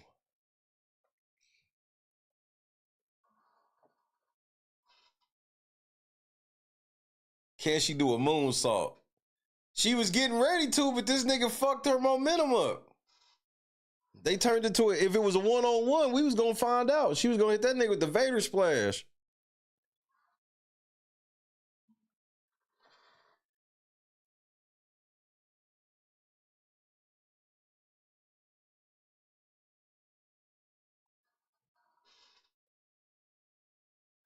I think her titties are a little bigger than Vader's, but you get the drift.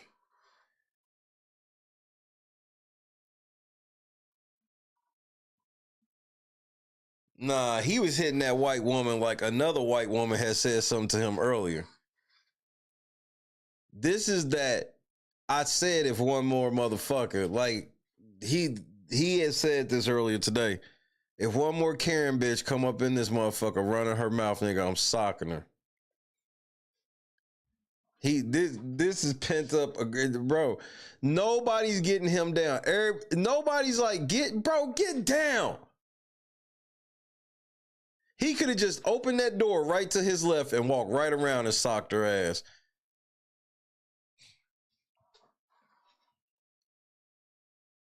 She was like, nigger, I know you not gonna climb up there. What you gonna do? You're gonna put your hands on me? Get your ass down, nigger. You got me fucked up. Get down and make my fucking food. Bitch.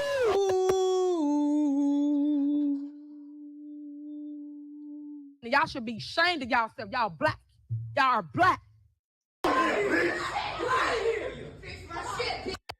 And then, nigga, her lights was back on. You should have finished the job, nigga. She was woozy. You had her hurt, and you started celebrating instead of finishing her. You should have finished her off, nigga. Soon as you saw her wobbling, you should have hopped down, pap, pap, pap, pap. You could have heard her like 3 or 4. Her big ass was asleep, nigga. She'd have been snoring.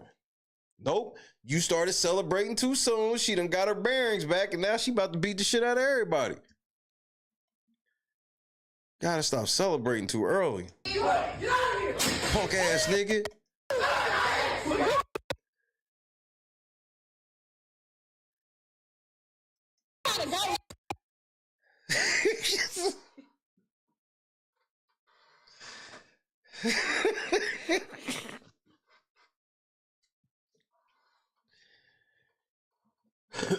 I think this is a felony to be diving off the counter like this. Yeah, this is Rock Nation. Yeah, this is Rock Nation going after Jane Doe.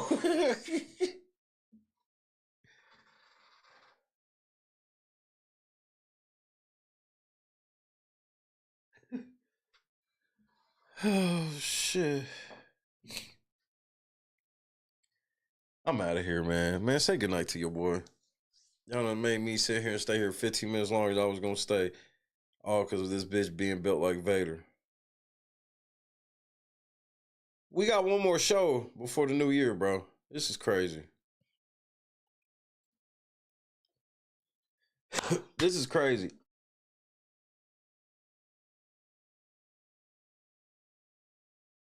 Are you off work tomorrow?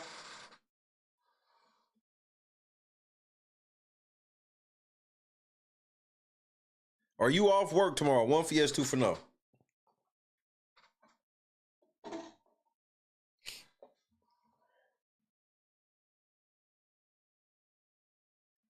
Miss Lady, Oliver North, Kayla 9, OG, Midnight, Scott Johnson. Shout out to everybody that's off. Forgotten, you trying to get on this game? If not, I'll probably just run by myself. I got a little time. This is a Jack in the Box. Man, shout out to Morgan. Thank God she was safe because apparently Morgan was around a situation like this herself. And life is crazy, bro. Kendra, V12.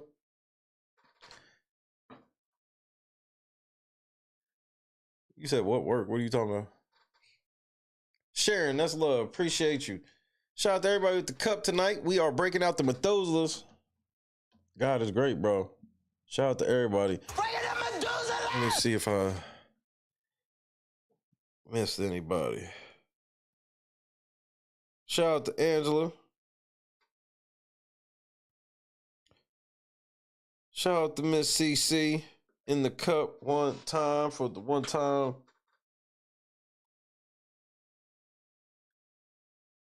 Let me go over here. Scott Johnson in the cup one time.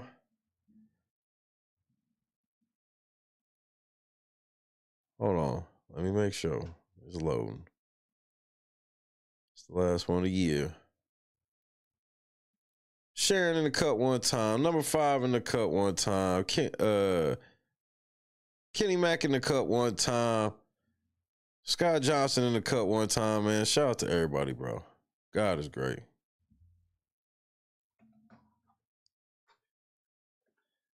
I love making the content. It's been a great year for LNC while being one of the worst years on record for LNC. How does God manage to have that happen? All right, cool, Clee. I guess I will go ahead and play this, right? You know, I'll go ahead and play this, right? But I gotta play something else right after it. Y'all almost got beat up by this bitch, bro. Let's keep that shit funky. Y'all, it really was a draw. Y'all didn't even beat her ass. It was a fucking draw. Josu, Happy New Year. Nigga, that nigga knocked that beanie off her motherfucking head. Nigga, beat her ass, nigga.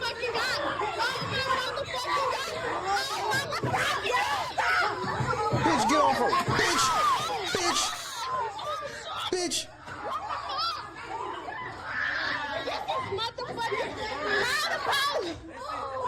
Pull them pants down. She ain't got no drawers on. Oh, no. Funky box on the scene.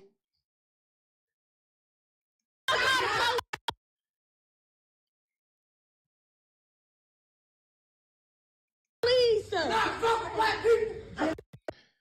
Do not fuck with black people. Right, because niggas will throw it all away over some Jack in the Box. Thanks for letting the world know that, nigga. That's why Vader almost beat y'all ass, nigga. Vader almost fucked y'all world up.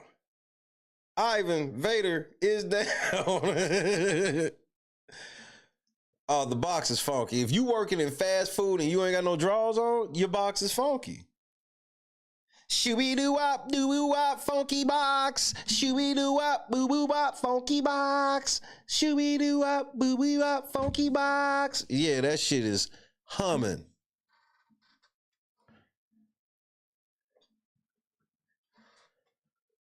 You working in a motherfucking Jack in the Box with your pussy out. Say less. Do you fucking understand me?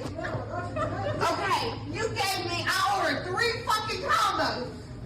You owe me 3 fries, 3 curly fries. You left my sister's shit out. Fix my shit or I will blow this whole motherfucker off. Wait for me to get out. Do you fucking understand me? Wait, hold on. I gotta hear that one more time, nigga. 3 sets of curly fries almost got that bitch set in flames, nigga. Do you fucking understand me? Okay, you gave me, I ordered 3 fucking combos. You owe me 3 fries, 3 curly fries. You left my sister's shit out. Fix my shit or I will blow this whole motherfucker off. Wait for me to get out first. Do you fucking understand me? Wait for me to get out. Okay, you can't keep him down. Nigga, she sound like she ain't ate in a good 45 minutes, nigga. You better hurry up. What you taking me for? I don't give a fuck about you or your fucking damn work. Ooh, beat that. Yeah.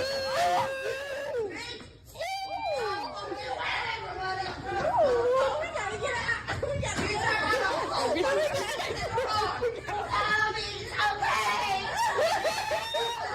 Oh, no.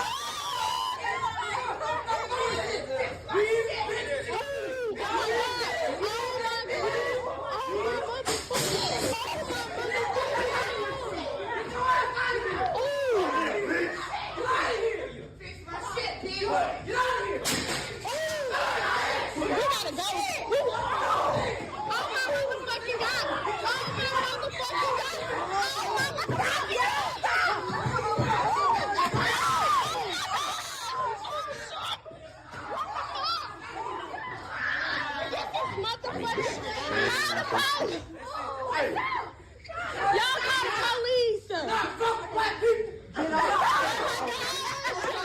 mean, this is some shameful shit. A sniper's dream, 100 megabytes of memory. He has the forehead, and after head goes brains vertical. No matter who he races, he gonna have a head start. Frontal globe, remembers what happened tomorrow. His barber stands on the 2nd floor. Why can you still see his forehead with the comments open? Sure, he's nice. He got a lot on his mind. He's been told to hold that thought all his life. Bro Sweat tries to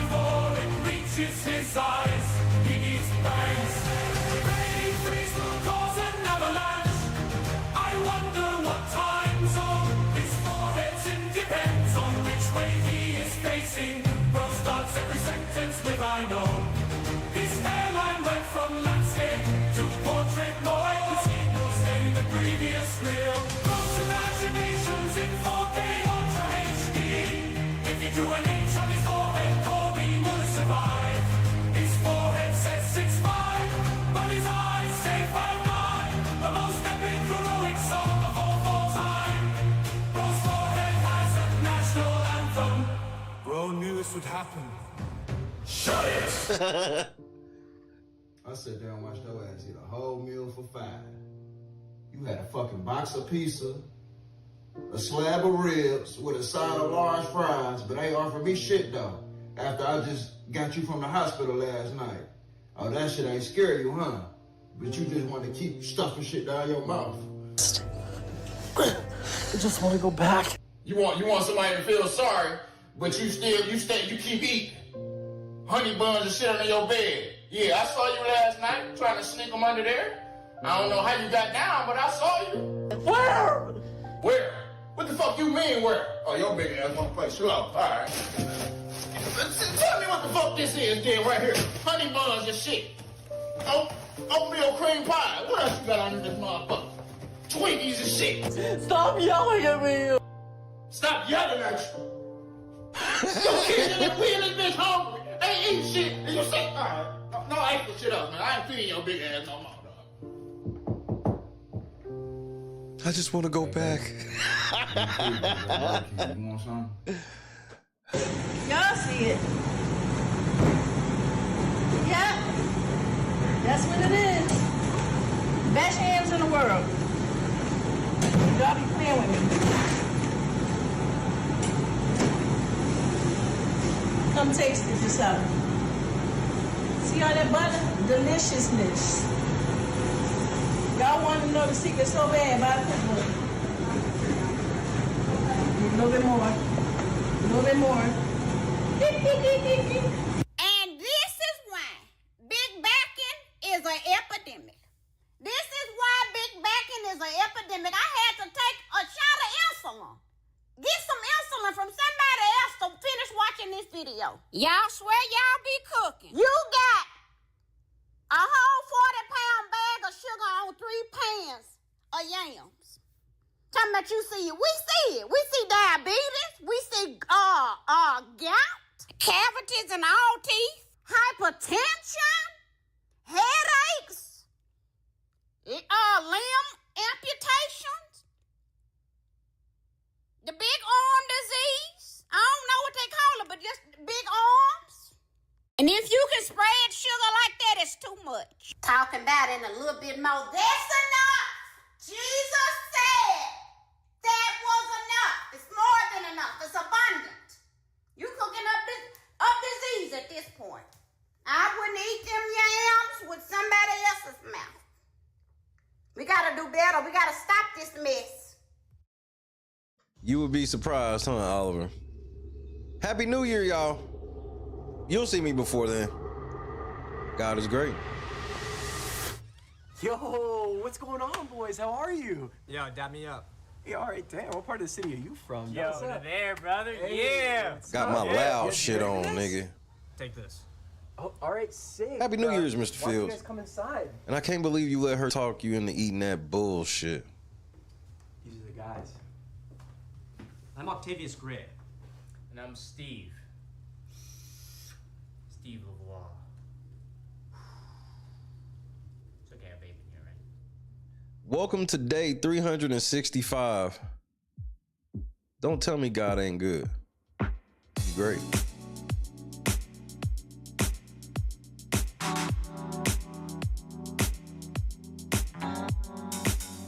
Set the mood right. Pick you up, baby, I'm looking so fly. Sunset rooftop, yeah, that's nice, right? Hop in the G-Class, I know you need that. Heart racing fast like the speed of light. Is this attraction, or is it the moonlight?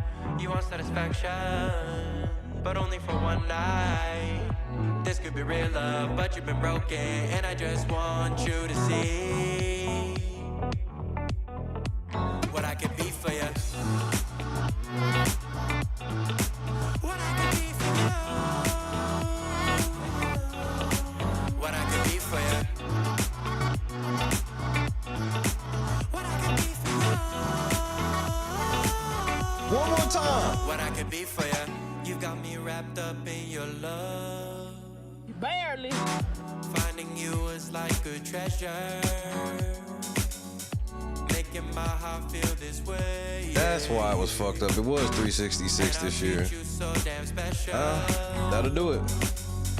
What you did, who you were with, I don't care about those days. When I'm with you, I won't complain. Share your success and heartbreaks. Yeah, you know I stay by your side. Never leave you dissatisfied. But I need you to let me know. Is this attraction? Or is it the moonlight? You want satisfaction? I would tell you how I thought of it, but I gotta keep that off of here. But you've been broken, and I just want you But I to did. see. Right as you said, so it's basically James Bob. What I could be for you.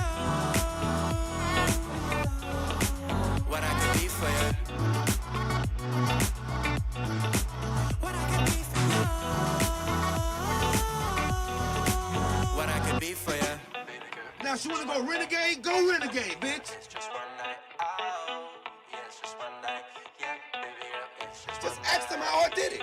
I got out the limo, grabbed the hand, went upstairs and fucked her. It's just one night out. Yeah, it's just one night. Yeah, baby, He was with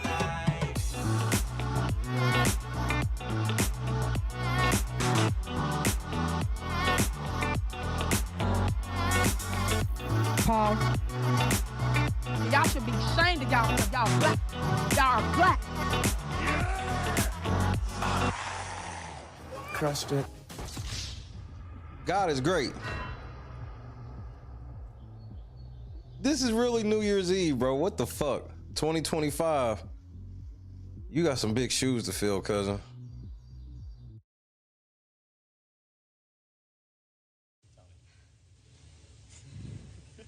Guys, I gotta go. You got it, I don't Jess. want to hurt myself. Indeed. It's all right. No, You got it, Jess. You gotta go, girl. Let go. I don't even want to fall. Turn to the side. You're okay. You Just good. land right on that booty, girl. Just put your legs out Turn and to the pull on side. your booty. Jess, you're amazing. You Say got it. it. You got it. You got it. Turn to the side. Just let go and turn. Like you're laying in bed. Yep. Like you're jumping onto your bed on your side. Just let go and turn to the side. Shut your eyes. You got it, my love. Just turn to the side. You're okay.